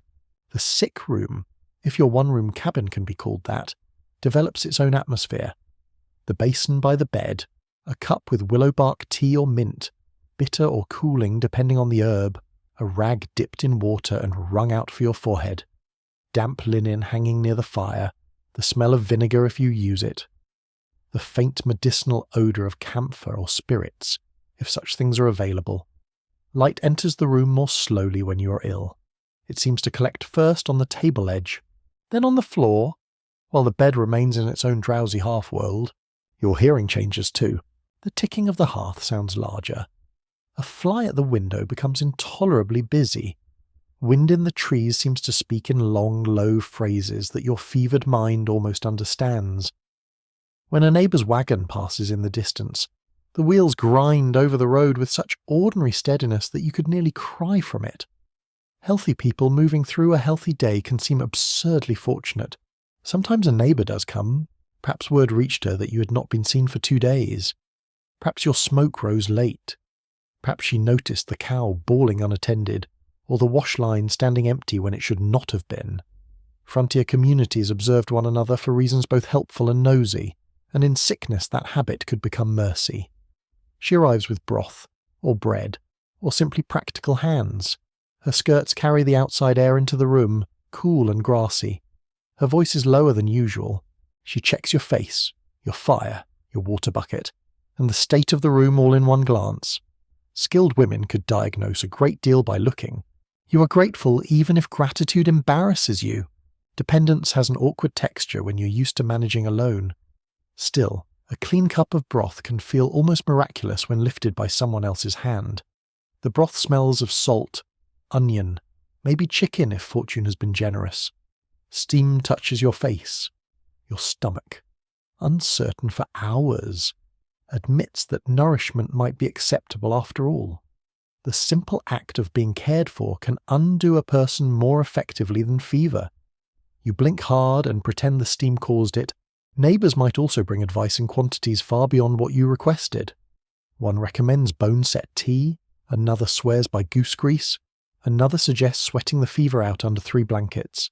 Another advises the opposite, as if illness were a debate best settled by confidence. A quirky bit of frontier life is how many remedies coexisted in one settlement, with perfect mutual contradiction. Warm it, cool it, bleed it, feed it, purge it, pray over it, rub it with spirits, leave it alone. Human certainty has always been abundant, especially when evidence is thin. Doctors, when they can be reached, are not always comforting figures. A frontier physician might be competent, hurried, expensive, exhausted, and muddy all at once. He may travel long miles on poor roads, carrying instruments and medicines in a bag that smells of leather, herbs, alcohol, and faint dread. He might bleed a patient, prescribe calomel, recommend rest impossible to achieve, or give sound advice mixed with methods modern minds would find alarming. Even so, his arrival could mean hope in, not certainty, hope. If your fever breaks without him, the recovery is slow and humbling. Sweat cools on the skin. The blanket suddenly feels too warm. Your head clears by degrees, as if fog were lifting from a field. The room comes back into sharper focus. Table, chair, cup, door latch. Each ordinary object seems oddly distinct, and all of them quietly accuse you of neglect. The body is lighter, but emptied. Arms feel thin, knees feel doubtful. Hunger returns in cautious little knocks rather than bold demands. You eat toast, broth, porridge, or whatever your stomach will accept, and each spoonful tastes both ordinary and astonishing. Recovery is not triumph. It is bookkeeping. What spoiled while you lay still? What work piled up? Which tasks cannot wait? Laundry first, perhaps, because soiled linens breed misery. Water next, then food, then whatever animal or garden has been tolerating your weakness with the least patience. You move gently, discovering that the body after illness is not the body before it. It trembles sooner, tires faster, complains in subtler ways. You have survived, but survival is not the same as immediate strength. The experience leaves a mark deeper than the fever itself. Once you have been ill alone, you see the cabin differently. The bed is no longer merely where you sleep, it is where helplessness may arrive.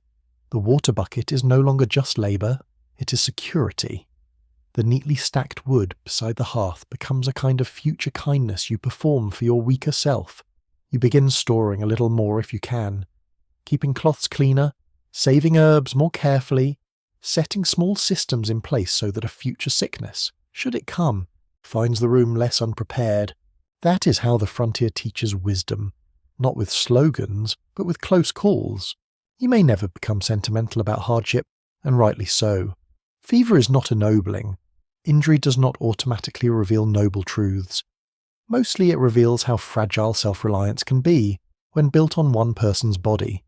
Yet there is something clarifying in the knowledge too. You learn the exact value of strength because you have felt its absence. You learn which neighbours are truly kind. You learn that preparedness is not fussiness. It is compassion toward your future self. By evening, when health has at last begun to return in earnest, you sit by the fire with a shawl around your shoulders and feel the room settle into its ordinary smells once more. Smoke, warm wood, cleanish linen, a little soap, perhaps bread crust toasting near the coals. Outside, the air has that cool fading quality that belongs only to late day. Crickets begin. A bird calls once from the trees. Your hands rest around a cup, thin now after sickness, but steady again. The cabin is still simple. The dangers are still real. The distance to help has not magically shortened. But you have learned a stern comfort. Weakness came. Trouble entered. The household bent but did not entirely break. And in the quiet after fever, with your pulse finally calm and the chores returning one by one to their proper places, you understand that frontier survival is never just about courage in the dramatic sense. Sometimes it's about broth, clean cloth, stored wood, and the stubborn decision to rise again slowly when the body finally allows it. Distance has its own weather. It settles around a lone cabin as surely as frost or dust, shaping the day without needing to be seen. You may have work enough to fill every hour, yet somewhere beneath the labour there remains the quiet fact that the people who once knew your voice best are far away. Their roads do not meet yours now. Their doors do not open onto your clearing. Their hands cannot reach across this stretch of land to pass you a cup, straighten a collar, or say the little ordinary things that make a life feel shared. So you begin to live partly by memory. Mourning helps keep that feeling at bay.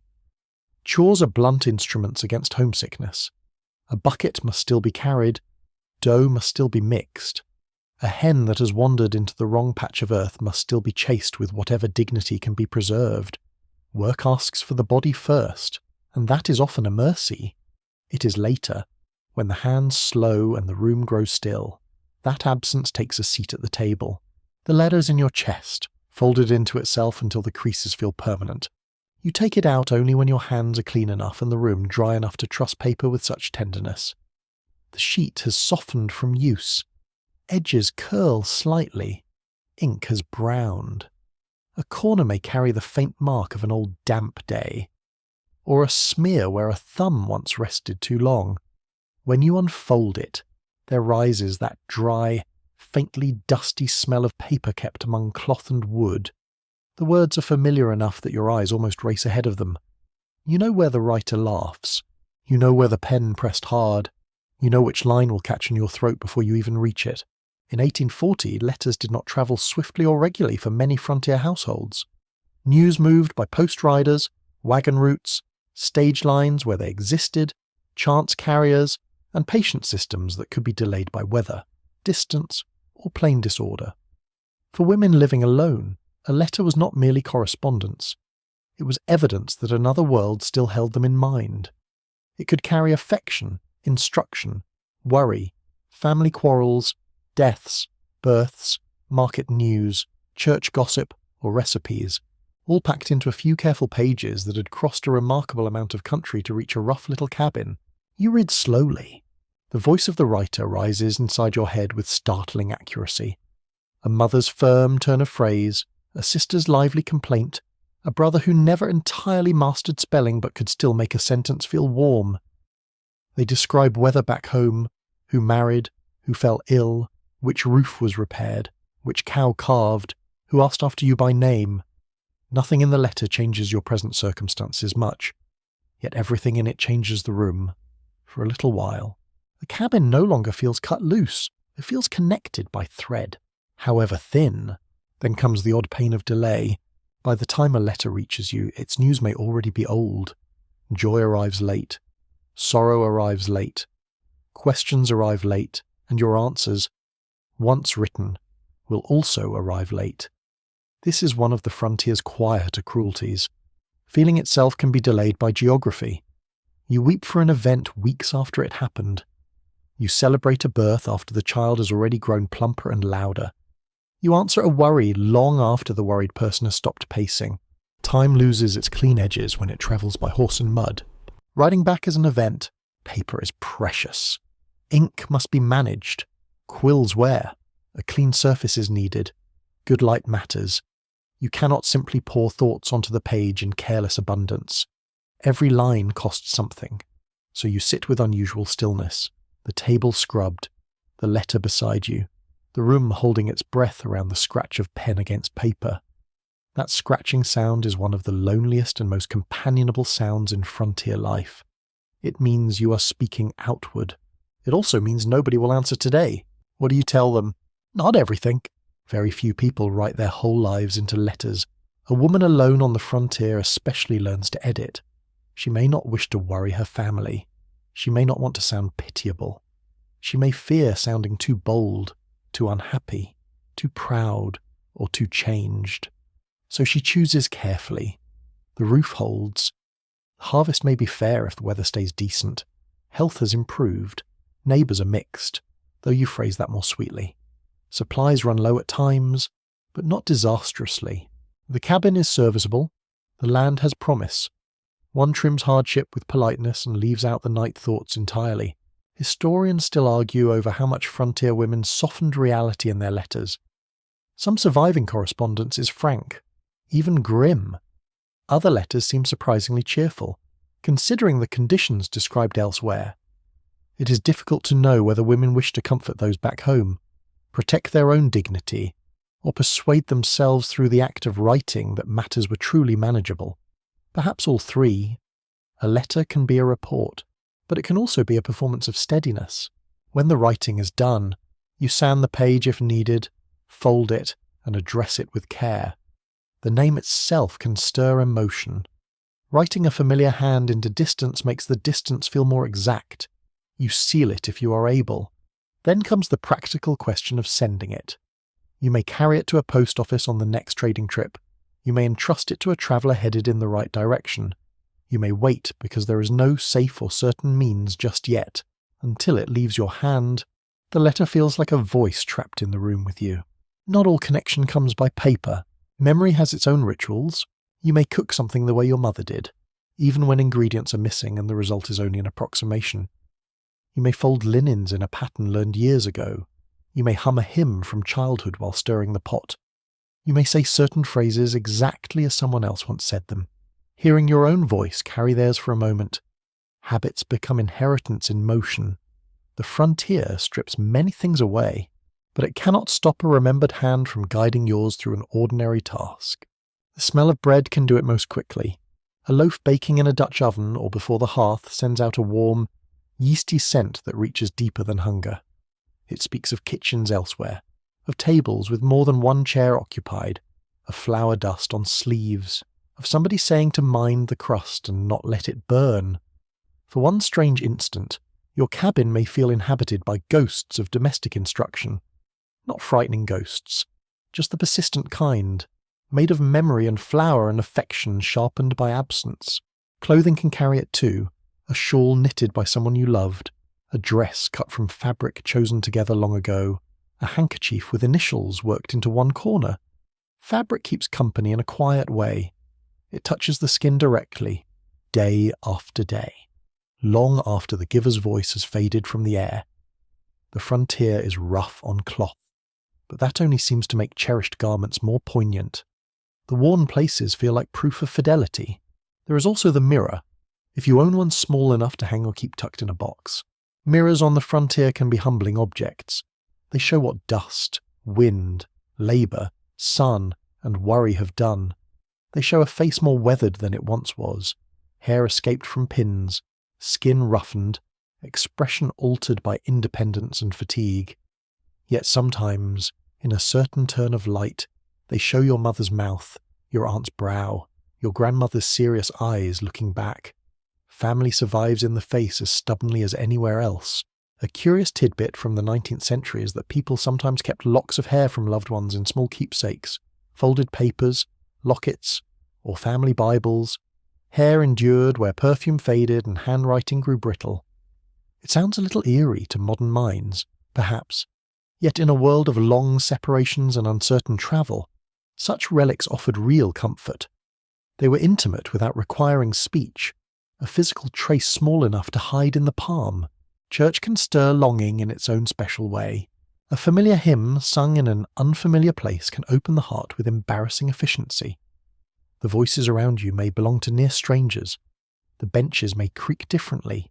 The preacher may stretch a phrase your father never would have tolerated. Yet the tune itself reaches across all that. You hear the old cadence of worship, and suddenly the room in your mind is not this one at all. It is another church, another season, another self standing among people who knew exactly where you belonged before you had to prove it. You swallow, sing, and keep going. That is how much of frontier feeling is managed, not dramatically, just competently. On some evenings, you take out not a letter, but a keepsake. Perhaps a little book, a ribbon, a thimble, a pressed flower gone almost colourless, a miniature portrait if you're fortunate enough to possess such a thing. Objects carry memory differently than paper. They do not explain. They simply insist. Their silence can be very eloquent. A ribbon tells you nothing, yet reminds you of a dress, a room, a pair of laughing hands, and a younger self all at once. The cabin at twilight is when these thoughts gather most strongly. The workday has loosened its hold. The table is wiped. The cup stands half empty. Lamplight glows over the boards, making every surface seem nearer. Smoke from the hearth lies faintly in the rafters. Outside, the air cools and the first insects begin their fine, metallic chorus. It is in such hours that memory becomes almost another presence in the room, not unwelcome, but demanding to be felt. Loneliness is not only sorrow for people far away, it can also be the ache of not being fully known where you are. Neighbours may know whether your roof leaks, whether your hens lay well, whether your butter is worth trading. They may know if you attend meeting and whether your dress is decently mended. Yet they do not necessarily know who you were before this life. Which jokes once made you laugh without restraint? Which songs you learned first? Which seasons shaped you? Which griefs you already carry? Distance protects a person, but it also erases context. A woman alone on the frontier is often forced to become legible through present usefulness rather than remembered intimacy. So you create small ceremonies of selfhood. You wash your face more carefully on Sunday. You smooth your hair the old way. You set the cup on the shelf exactly as it would have been set in another household. You mark birthdays silently. You note the turn of seasons with a recipe, a prayer, or a little pause at the doorway in evening light. These acts may seem tiny, but they hold identity together. They say you are not only what this place requires, you're also what you have carried into it. Some women kept journals, almanac notes, recipe books, or Bible records where births, deaths, weather, expenses, and stray thoughts sat side by side. Others did not have the leisure, materials, or habit for such writing. But even without a formal journal, the mind records, the first snow, the smell of a new cut hay, the day a bird nested under the eaves, the afternoon a distant rider brought a long-awaited scrap of news. A life alone often becomes inwardly well documented, even if no archive will ever see it. And then, once in a while, the expected miracle occurs. A letter arrives. The sound of it being handed over is absurdly small. Paper against hand, a name spoken. Perhaps a brief explanation of where it was delayed, yet the moment opens something inside you at once. You turn it over before breaking the seal.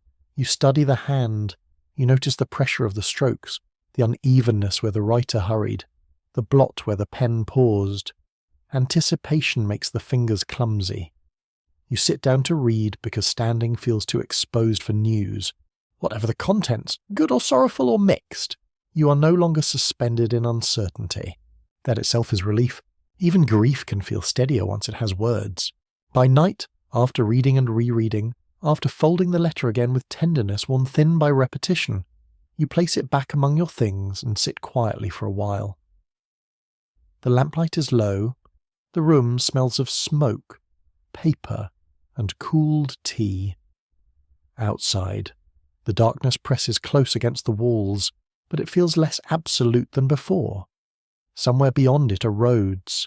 Along those roads move wagons, riders, packets, names, messages, and the invisible threads of belonging that no wilderness fully cuts. You cannot shorten the distance by wishing. You cannot make time travel faster by longing, but you can keep the inner rooms of your life furnished, with words, with habits, with remembered voices, with one folded page that has crossed miles of mud and weather to tell you that you are absent. Yes, but not forgotten. Men come to the cabin for many reasons, and one of the frontier's less charming features is that they do not always announce the true one. A request for water may be only a request for water. An offer to mend a fence may be neighbourly. A visit with news may indeed be only news. But a woman living alone cannot afford to assume innocence merely because it would be more relaxing. She must learn the small signals, the pauses, the tone at the edge of a sentence, the way a man looks at the latch, the room, the path behind him, or the absence of another pair of boots by the door. You become a reader of motives. Not perfectly. No one is perfect at this. But necessity sharpens the mind. You notice whether a caller speaks to you or at you, whether he keeps his horse pointed toward the road or turns it comfortably aside as if expecting a long stay, whether he removes his hat with genuine courtesy or with the theatrical politeness of a man performing good character for his own satisfaction, whether his eyes rest on your face or wander too freely around your few possessions, calculating what can be learned from your shelves, your tools, your order, your solitude. One morning, the first visitor is harmless enough. He is a young man from a nearby place, awkward in the shoulders and clearly sent by someone older and more organised. He brings a sack of meal requested through a neighbour, and he stands on the step as if uncertain whether to hand it over or apologise to it first. His boots are muddy. His hair has been flattened by a hat that does not entirely trust him. The sack gives off the dry, comforting smell of ground corn. He shifts his weight, says his mother wanted to be sure it reached you, and looks as though he might faint if invited to stay. This kind of visit is easy. You thank him, perhaps offer a drink of water, perhaps not if the morning is busy and your instincts say no more is needed. He leaves with relief visible in every angle of him, a simple exchange, decent and ordinary. These matter because they remind you that caution need not sour into suspicion of everyone. Some men are simply messengers, sons, brothers, husbands on errands, useful hands passing through the practical business of settlement life. Later comes another sort. This caller is older, smoother, and far more aware of himself. He appears in the afternoon when the sun is warm enough to make the clearing shimmer faintly above the grass. His horse is well kept. His coat is brushed. He smiles before reaching the door, which is always a little suspicious. He has noticed that you live alone. Of course he has. Everyone has. His excuse is neighbourly concern. He was passing by. He thought to ask whether you needed anything from the store next time he went. He heard your roof had looked uncertain after the last rain. Perhaps he means some of that. Perhaps not. The frontier produces men who are generous, men who are lonely, men who are opportunistic, and men who are all three at once. A woman alone soon learns that help is not always free, even when no price is named aloud. Sometimes the cost is conversation you did not want. Sometimes it is a future obligation. Sometimes it is the assumption that because a favour was offered, attention is now owed in return. You stand in the doorway and keep the threshold between you like a well-considered line of argument. Your answers remain calm. The roof is holding well enough now. Thank you. Supplies are sufficient for the week. The weather has improved. The road to town is said to be muddy by the creek. Yes, Mrs. Harper's child is better. No, you have not heard more about the broken axle near the mill. You give him enough words to remain civil, but not enough warmth to invite invention. This balancing act becomes one of your finer accomplishments. The frontier does not award medals for it, sadly. It only punishes those who misjudge. There was, in 1840, no single frontier code governing how men and women ought to behave in every remote settlement. Customs varied by region, by ethnic community, by church influence, and by the plain character of local families. Yet one broad truth holds. A woman's reputation remained vulnerable, and male attention could affect it quickly. A visit prolonged too long, a man seen too often at the same door, laughter mistaken for encouragement, gratitude interpreted as interest. The smallest social details could swell into rumour with insulting speed. So you learn to choreograph safety. You keep certain conversations outdoors. You angle your body so you can close the door easily. You let it be known in casual ways that neighbours call, that people pass this road, that your affairs are observed more than an outsider might guess. Sometimes you mention another household by name with deliberate ease. Sometimes you say you're expected somewhere. Sometimes you let the visitor infer, without directly lying, that your solitude is less complete than it appears. A woman alone on the frontier often protects herself with facts, timing, and suggestion braided together. A genuinely useful man does appear now and then, and those encounters require a different sort of judgment. A fence rail has come loose, the well rope frays, the chimney draws badly, a wheel needs lifting. Some tasks are difficult to do alone, not because you lack intelligence, but because wood and iron can be stubborn companions. When a trustworthy neighbour offers help, refusal is not always wise. Independence on the frontier does not mean theatrical refusal of every hand extended. It means choosing carefully which hands to accept. He arrives with tools that smell faintly of oil, leather, and sun-warmed wood. He speaks less than the smoother man did, which immediately improves your opinion of him. He examines the problem, names it plainly, and sets to work. There is comfort in usefulness without embellishment. The sound of hammer against peg, the scrape of a ladder shifted against the wall, the dry crumble of old mortar by the chimney all fill the yard with purposeful noise. He may ask for water. He may decline food with a short nod. He may mention his wife, his sons, the weather, or nothing at all beyond the task. Such help has dignity because it stays attached to the work. You pay if payment is due, or barter, or send a loaf later, or mend a garment for the household. Clear exchanges preserve respect. Murky gratitude invites confusion. That is one of the stronger social instincts you develop. Kindness should not have to become theatre. On the frontier, though, people often act as if every simple decency must grow into a future claim. Best to keep boundaries visible.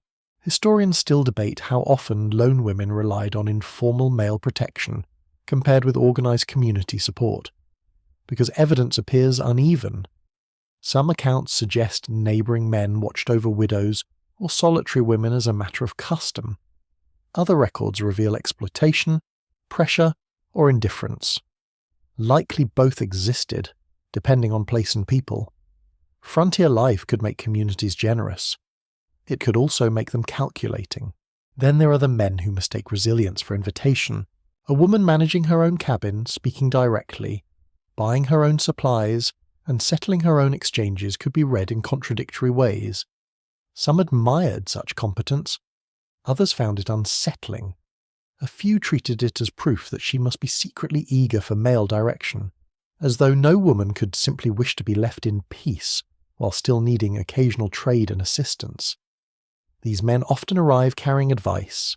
Advice is their favourite disguise. You should move your woodpile there, not here. You should not walk to the creek at dusk. You should let me look after that account at the store. You should keep company more often. You should think seriously about not staying alone much longer. The tone tells you almost everything. Concern can sound kind, it can also sound proprietary. You begin hearing the difference in the first few words. Kind concern leaves room for refusal. Proprietary concern grows stiff if crossed. That stiffness is useful information. It tells you what the man expected from the exchange. One evening a caller lingers past the point of reason. The light is lowered to amber. The air smells of trampled grass and wood smoke drifting from distant cabins. He remains by the step, speaking of this and that with an ease that feels manufactured. He has exhausted weather, roads, crops, and prices. Now he begins using pauses as if they are invitations for you to rescue the conversation with intimacy. You do not. The silence lengthens. Crickets start up in the weeds. A horse flicks its tail against flies and stamps once in the yard. This is where firmness matters most. You thank him for stopping by. You say the evening chores cannot be delayed. You shift one hand to the door. You wish him good night without embroidery. A decent man hears the dismissal and takes it. An unsteady one pushes against it, lightly at first. One more remark. One more question. One more smile meant to make resistance seem rude. That is when your voice cools by a degree and becomes unmistakable. Frontier women often had to perform gentleness publicly, but many also possessed a hard, usable clarity when circumstances required it. The world did not always record that quality, though it certainly met it. There is a curious tidbit from some rural recollections that women occasionally borrowed tokens of male presence to discourage unwanted persistence. A spare coat on a peg, larger boots near the door, even casual references to a brother expected soon could alter a man's confidence. Whether every tale is true is impossible to say, but the logic is sound. Men who behave poorly often prefer low risk. Suggest another male witness, and their courage may suddenly remember an appointment elsewhere. Not every difficult encounter is romantic in nature. Some are economic. A drover passing through offers to buy eggs at an insulting rate. A labourer asks for credit as if your cabin were a general store. A man with a broken harness requests thread, then lingers too long inside the request, probing for what else you might provide. Pity and prudence must wrestle with one another. Frontier ethics encouraged hospitality, yet women living alone could not pour out goods and labour without limit. Resources were too thin. Safety was too valuable. Saying no became part of household management. No, you cannot spare more flour. No, the eggs are promised elsewhere. No, the mending must wait. No, you do not allow callers in after dark. The word itself need not be harsh. It simply has to stand. That is harder than it sounds in a culture that often trained women to soften refusal until it nearly disappeared. Alone on the frontier, softness can become dangerous if it blurs intention. You learn to wrap a refusal in courtesy only as far as courtesy remains useful. Beyond that point, plainness serves better. Now and then, a man brings genuinely good company. This is a quieter category, easy to miss in louder histories. A widower who knows what it means to run a house imperfectly. A preacher's son with a dry wit and decent boundaries. An elderly neighbour who sharpens tools and speaks of weather signs as if discussing philosophy. A cousin of a cousin who carries news from somewhere you once knew. Such men do exist, and they can make the frontier feel less defensive for an hour. You find yourself standing a little easier at the door. listening rather than calculating every syllable. These moments do not erase caution. They simply prove that caution has not ruined your ability to recognize character when it appears. By now you understand that men, like storms, animals, and prices at the store, cannot be managed by one simple rule. Each one must be read separately. The frontier loves categories in public speech: good women, bad women, honest men, rogues, safe places, dangerous places. Real life is more troublesome and more useful than that. A man may be reliable with tools and reckless with gossip, charming in company and overfamiliar at the gate, awkward yet honourable, helpful yet silently expectant. You collect impressions carefully and revise them when needed. Experience becomes your unlisted household manual. At dusk, after one of these visits has ended and the yard is yours again, you often feel the change at once. The air seems wider. The silence returns not as emptiness, but as control. The cabin behind you smells of warm boards, cooling supper, and the faint oily note of the lamp just lit. The sky above the clearing deepens toward evening blue. A breeze touches the back of your neck through loose strands of hair. You place one hand on the doorframe and let yourself feel the relief of being answerable to no one inside these walls but necessity. That relief has cost you skill. You have learned to hear intention beneath conversation, to weigh help against debt, to protect your name without making yourself brittle, to accept what is useful and refuse what is intrusive, to keep civility without surrendering authority over your own doorway. None of this is easy, and none of it is accidental. A woman alone on the frontier must become, among many other things, a very fine judge of men, and as another evening settles around the cabin, with hoofbeats fading down the road and the last of the day's light resting on the fence posts, you understand that safety is not only built from locks, wood piles, and stored food. It is also built from discernment, from the calm face at the door, from the measured answer, from knowing exactly when kindness is kindness, and when it is something else dressed in better clothes. Winter does not arrive on the frontier with any interest in fairness. It comes when it chooses, early or late, polite in the morning and cruel by evening, announced by a pale rim of frost or a wind that suddenly cuts through wool and log walls alike. A woman living alone watches for it long before the first hard freeze. She reads the land with a new seriousness. The grass dulls. The light thins. Mud stiffens in the ruts. Trees stand barer and more exposed, and the air takes on that dry metallic smell that seems to clean the world while threatening it. Preparation begins weeks ahead, because winter punishes delay. Wood must be cut, carried, stacked, and kept as dry as possible. Food stores must be counted and recounted. Cracks in the cabin need chinking. Blankets are shaken out, mended, and judged against the cold with worried practicality. Salt pork, cornmeal, dried beans, turnips, squash, onions, apples if any remain. And every jar or sack that might stretch a meal become precious in a new way. The frontier in winter is an accountant with a very stern face. You begin with the wood pile. There is no object more reassuring in cold weather than a generous stack of fuel. It stands beside the cabin like visible time itself, each piece a future hour of warmth, light, cooking, or mere survival. Split wood has its own scent, sharp and resinous, clean in the cold air. Bark flakes under your gloves or bare fingers, depending on what you can spare. The pile must be high enough. It is almost never high enough. A woman alone knows this in her bones. Every time she looks at the stack, she calculates weather against volume and finds the weather suspiciously ambitious. The cabin changes as winter draws near. You notice drafts where none seemed important before. A crack near the shutter breathes cold against your wrist. The floor feels less like wood and more like a warning. You stuff gaps with cloth, moss, clay, paper, whatever can be managed. The door must close tighter. The latch must not fail. A blanket may be hung as an extra barrier. The room smells of smoke, wool, damp earth from fresh chinking, and the faint sour note of boots drying too near the hearth. In 1840, frontier households often survived winter through careful preservation and relentless labour done beforehand.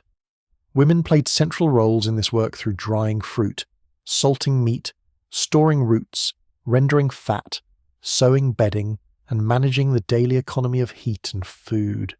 Winter was not merely a season. It was a test of systems created months in advance.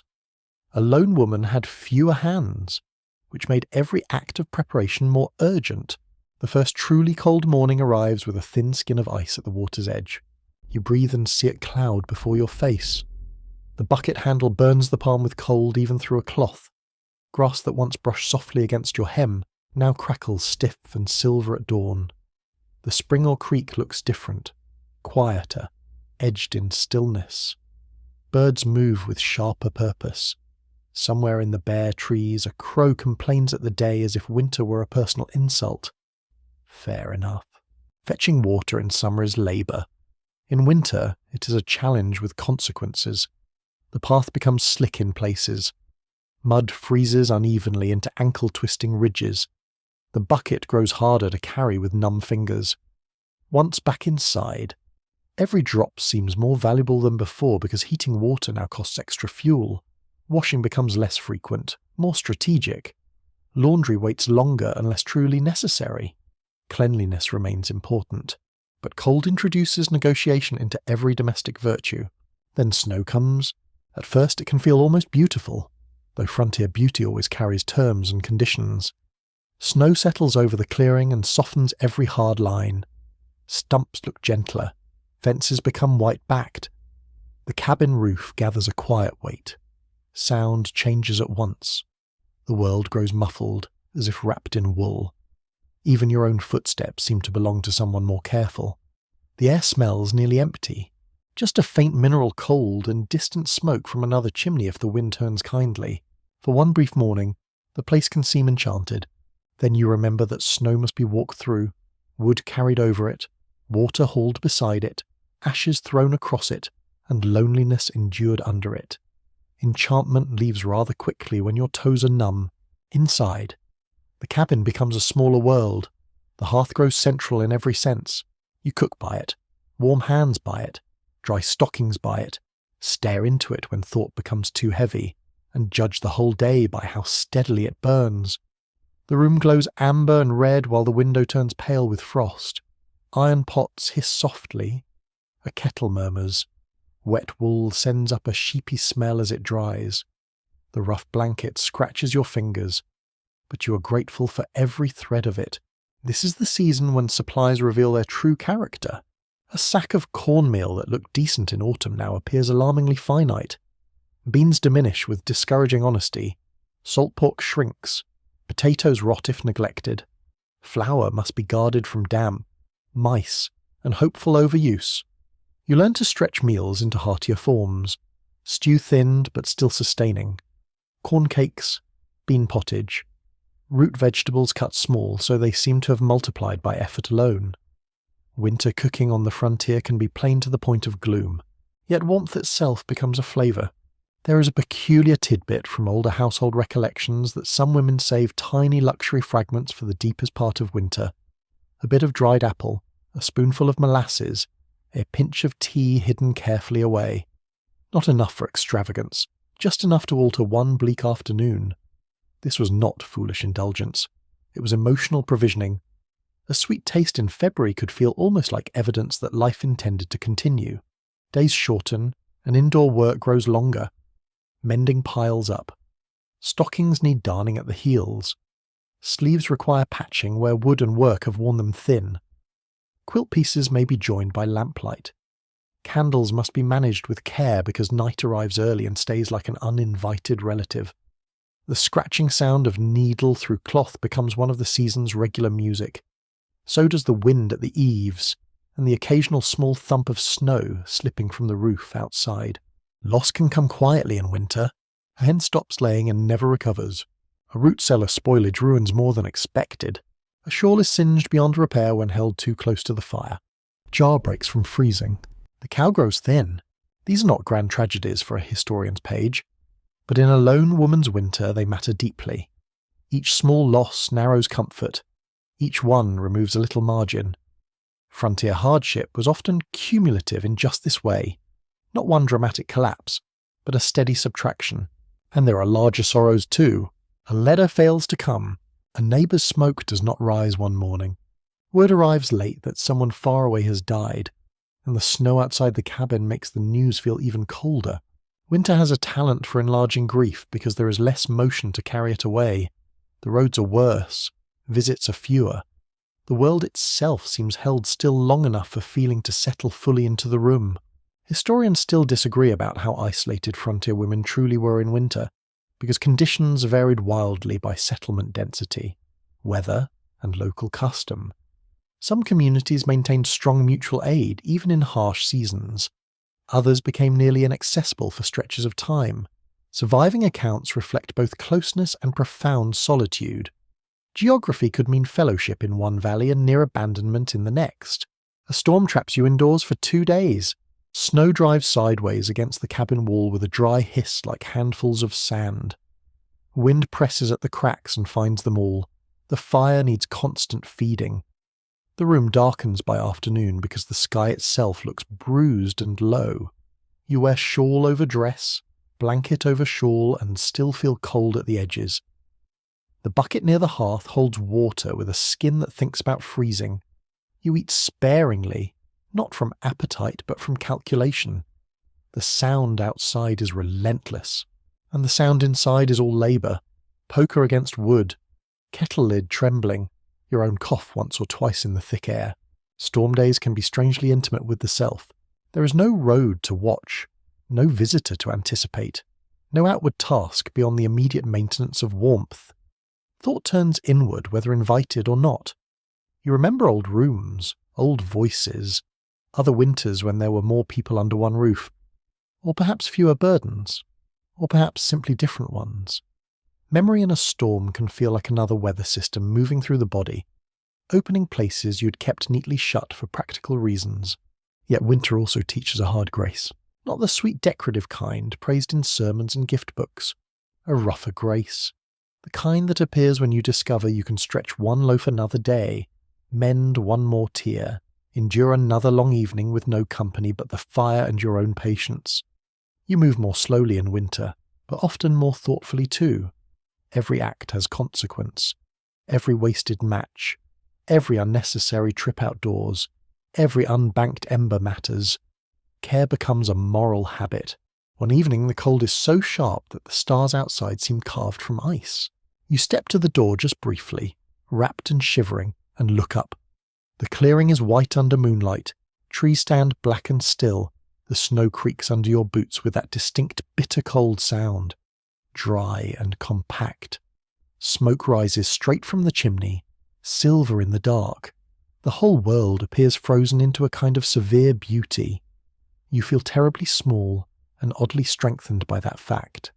The land is larger than you. The winter is stronger than you. Yet here you are, a woman alone, keeping a light alive in a log cabin under all that sky. Inside again. Your hands sting as feeling returns. You hold them near the fire, palms open, watching the skin flush back to life. The smell of smoke clings to everything now. Your dress, your hair, the blankets, even the pages of the little book on the shelf. There's no separating the season from the household. Winter enters the room through every object and asks whether you meant your preparations seriously. A neighbour may appear at last when roads improve, bringing news, a little meal, or simply another human face flushed red by cold. Such visits in winter carry unusual warmth. Boots stamped at the door, snow shaken from shawls, the sharp, clean smell of outside rushing in, and then yielding to the richer scent of hearth and stew. Voices sound fuller after too much silence. Even ordinary talk about weather and feed can feel nourishing. Human company in winter is a kind of heat. Still, most evenings return to quiet. You sit near the lamp with mending in your lap, or shell beans, or merely watch the last of the fire settle down. The window's gone black. The room hums softly with contained life. The spoon on the table, the kettle hook, the patched curtain, the stacked wood. Everything plain, everything earned. The winter has taken some things from you already. Ease, certainly. Comfort, often. A measure of confidence now and then. But it has also revealed what remains when softness is stripped away. Resourcefulness remains, discipline remains. A stubborn thread of hope remains, though it is not always cheerful. By the time the season begins to ease, not with spring exactly, but with a less murderous light and a softer edge in the wind, you are changed in ways no one else may fully see. You have measured cold by the armful, counted meals by the handful, endured silence by the evening, grieved little losses without surrendering the whole household to sorrow. That is its own form of courage, though frontier history often gives louder credit elsewhere. And on one late winter night, with the fire low, the cabin still, and the storm clouds finally broken enough to show a few hard stars above the clearing, you sit wrapped in wool and listen to the old familiar sounds, wood settling, wind easing, your own breath, calm now. The season is not gentle, but neither are you, not any more. Winter has pressed against your walls, your stores, your body, and your spirit. You are still here. By now, the frontier has stripped the idea of independence down to its bare boards. It no longer glows like a grand promise spoken by men in broad hats, with one boot on a stump and a heroic opinion about land. It feels rougher than that, colder, hungrier, lonelier, more exact. Independence. For a woman living alone in 1840 is not the right to do whatever she pleases. It is the obligation to answer every ordinary need with her own labour, judgment, and endurance, day after day, without applause and often without witness. This is the part history glances past. The public language of the frontier loved boldness, conquest, improvement, and masculine self-making. Yet much of what made settlement possible rested in smaller, steadier acts carried out by women whose names rarely travelled far. A lone woman had to convert uncertainty into routine. She turned water into meals, fabric into clothing, firewood into survivable nights, and caution into personal safety. She managed sickness, barter, weather, memory, and reputation all within the narrow space of a cabin that demanded everything from her except elegance. And still, there was a kind of freedom in it. Not an easy one, not a cheerful one every day, but real. To rise in the morning and know that the room answers to your hands alone is no small thing. The spoon on the shelf is where you placed it. The wood beside the hearth stands because you stacked it. The food in the chest, however modest, exists because you planned, traded, saved, or worked for it. No one inside the cabin outranks your judgment. No one interrupts your methods or scatters your order, or expects the household to shape itself around his habits. After all the burdens of solitude.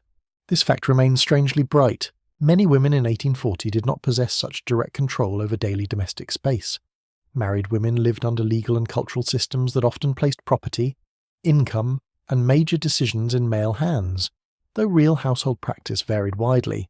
A widow, deserted wife, unmarried woman, or temporarily solitary wife could in some circumstances exercise more practical autonomy than a respectable ideal of womanhood openly encouraged. The frontier did not create female independence from nothing, but it sometimes widened the cracks through which it could appear. That freedom, however, came wrapped in cost from every direction. The body paid first. Your hands, never delicate to begin with now, are permanently altered.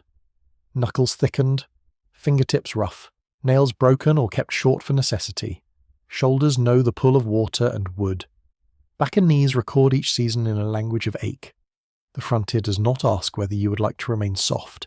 It uses softness up. This is not tragedy exactly. It is transformation. Yet it is one bought with fatigue so regular it can begin to feel like part of the furniture. The mind paid too. A woman living alone must think constantly in overlapping circles. Food for today, wood for tomorrow, money for the month, safety for the night, cloth for the winter, a reply for the neighbour, a refusal for the man at the gate, a plan for the next illness, a reserve for the next storm. The work of deciding rarely stops, even when the hands do. Independence sounds stirring in a speech. In daily life, it often feels like carrying an invisible ledger in the mind from dawn until sleep. And then there is the heart. Solitude grants privacy, but it also extracts companionship. Nobody shares the little jokes that arise in labour. Nobody hears the muttered complaint when a pail spills or a hen behaves like an outlaw. Nobody sees the exact look of evening light on the table after a hard day's work, unless you somehow learn to witness it for yourself. Human beings are not built only for efficiency. They are built for exchange, for being known, for the comfortable wastefulness of familiar company. A lone woman on the frontier may gain control over her own space, yet still feel, in quiet hours, the ache of having no one inside it to say her name. This is why the cost of independence cannot be measured only in supplies or labour. It also lives in what goes unsaid. Who comforts you when fear enters the room and there is no clear cause? Who notices the fever before it worsens? Who remembers your birthday? Who sees that you are tired before you have to sit down? Who hears the story behind your silence? Such absences weigh more heavily than a sack of meal, though far fewer account books record them. There is an odd little frontier truth that people often admired independence most in the abstract, and tolerated at least in a woman standing directly before them. So long as female self-reliance remained useful, hard-working, and modestly dressed, communities could respect it. The moment it seemed too decisive, too self-contained, or too uninterested in male supervision, admiration sometimes soured into suspicion. A woman alone had to manage this tension constantly. She must be competent, but not threatening, capable, but not cold, grateful for help, but not dependent on it, strong, yet still somehow reassuringly feminine to those who required such reassurance for their own comfort. What a tiring performance, and yet many women managed it. Some did so with piety, some with dry humour, some with silence so firm it became a kind of authority, some with social tact, some with visible industry that argued more effectively than words. There was no single model. That may be the most important thing to understand. Frontier women living alone were not one type of person. They arrived there by widowhood, abandonment, migration, delay, temperament, necessity, misfortune, and occasional preference. Their stories were uneven, contradictory, and stubbornly individual, which is perhaps why broad myths so often fail them. You begin to see independence less as a shining personal quality and more as a relationship with limits. You are free to decide, yes. You are not free from weather. You are free to order your room. You are not free from hunger. You are free to refuse a caller. You are not free from needing trade, neighbours, and help at times. You are free to keep your own counsel. You are not free from loneliness. The frontier grants no pure condition. Everything is mixed. Freedom and exposure, pride and exhaustion, control and vulnerability. A woman alone must learn to live inside those mixtures without letting them tear her sense of self apart. One evening, while setting the room in order after supper, you pause over the objects that now make up your world, the chair by the hearth, worn to your shape, the patched cloth folded neatly, the spoon, the basin, the candle stub, the Bible or recipe book, the bundle of letters, the basket, the boots by the door, the stack of wood, the shawl over the peg. None of it is grand. None of it would impress a person hungry for spectacle. But together these things form the physical record of a life maintained against difficulty. The room is plain because life here is plain. It is also dignified because care has touched everything. That dignity matters. Historical writing has often favoured the dramatic, the political, the military, the exceptional. Yet there is immense human meaning in a cabin kept decent by one woman through hard seasons. Floor swept, food stretched, clothing mended, illness endured, safety guarded, memory preserved. These are not lesser achievements because they occur at a smaller scale. They are the texture of settlement itself. Without them, all the louder frontier stories collapse into mud and bragging. Historians still debate how representative the most vivid accounts of female frontier solitude truly are, because the surviving record naturally favours women who left letters, court documents, land disputes, memoirs, or newspaper traces. Countless others passed through similar lives with little written evidence beyond a name in a ledger or on a grave marker. The silence surrounding them should not be mistaken for insignificance. It may simply mean that survival left little spare paper. You also come to understand that being alone does not always mean being abandoned by meaning. Quite the opposite. When life is reduced to essentials, value becomes easier to recognise. Warmth is value. Water is value. Bread is value. A good latch is value. A trustworthy neighbour is value. A quiet night is value. A letter carried across distance is value. A body strong enough to split kindling and knead dough in the same day is value. The frontier strips away many illusions, but it can sharpen gratitude for what remains. Not sentimental gratitude. Something sturdier.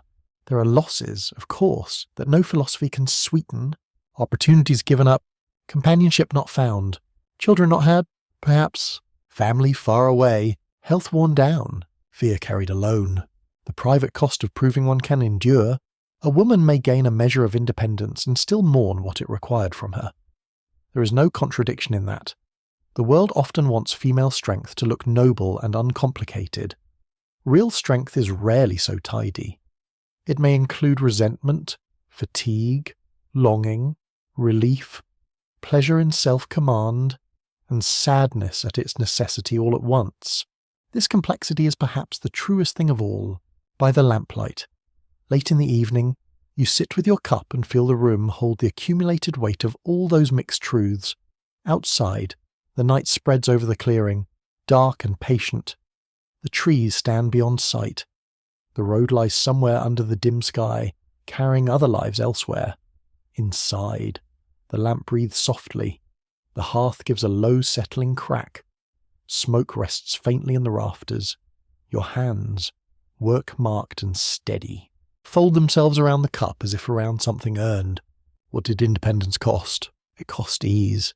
It cost certainty. It cost softness in body and sometimes in manner. It cost the luxury of being careless. It cost the comfort of assuming someone else would handle the next need. It cost tears shed without witness. It cost decisions made while tired. It cost a certain innocence about danger, about people, about how thin the line can be between sufficiency and trouble. And what did it give? It gave competence so deep it lived in the muscles. It gave authority over the daily shape of life. It gave the hard pride of surviving by one's own judgment. It gave proof that a woman's strength was not decorative, not secondary, and not limited to the idealized forms praised in parlours and sermons. It gave a room, however small, in which her labour and will were unmistakably present in every corner. That is no small inheritance. Even if history wrote past it too quickly, even if neighbours misunderstood it, even if the woman herself, tired at the end of a hard day, scarcely named it at all, you look around the cabin one last time before sleep. The boards, the shadows, the quiet order, the useful objects set where they belong. The room does not flatter you. It does not pretend life here has been romantic or gentle, but it bears your mark completely. That mark is not a slogan. It is not a myth. It is the visible outcome of repeated effort under difficult circumstances. It is a life built not from grand chances, but from daily persistence. And in that stillness you see the truth plainly. A woman living alone on the frontier in 1840 was never simply a symbol of courage or a victim of hardship. She was a working intelligence inside a harsh world, a keeper of systems, a negotiator with weather, hunger, distance, men, illness, and memory. A person whose independence was both burden and achievement, something costly, imperfect, sometimes lonely, often exhausting, yet deeply real. The night grows quieter, the lamp lowers, the fire settles, and within the little circle of warmth you have maintained by your own hands, the meaning of that life remains, not loud, not celebrated, but enduring. Now the day is finished, and the dark outside no longer asks anything more of you. The room grows softer as the fire falls inward on itself, red at the centre, grey at the edges, breathing out the last patient warmth of the evening. Your shawl rests lightly around your shoulders. The chair beneath you holds the weight of long labour without complaint. Somewhere beyond the cabin walls, wind moves through grass or bare branches with a hush so faint it almost sounds like distant surf. You let your gaze rest on the simple things nearest to you. The cup on the table, the folded cloth, the dim line of the door, the small stack of wood waiting for morning. Nothing here is grand, yet everything here has been chosen, carried, repaired, or preserved with care. That is its own kind of peace, a lived-in peace, not the peace of ease, but the peace of enough. Your hands, worn and capable, are still now. Your thoughts loosen their grip on chores, weather, and tomorrow's needs. The households. The night passes. The world, for this quiet moment, asks only that you rest. So you breathe in the warm scent of ash, wool, and old boards, and let it tell you that you have done what could be done. Beyond the walls lies distance, darkness, and all the uncertain country that tomorrow may bring. Inside there is shelter, however plain. There is steadiness, however hard won. There is the gentle dignity of a life kept going through patience, judgment, and ordinary courage. The frontier remains vast, the sky remains high. The years move on without much ceremony, but here, in this small room of firelight and shadow, the strain of the day begins to melt into stillness. The sounds grow fewer, the body grows heavier. Thought drifts like smoke toward the rafters and thins into quiet. You do not need to prove anything more tonight. You do not need to carry every burden into sleep. The latch is fastened, the embers glow low, the blanket waits, and as you finally lie down beneath its rough familiar weight, the cabin seems to gather around you like a last sheltering hand, holding in warmth, holding out darkness, holding for one more night the fragile, steady life you have made.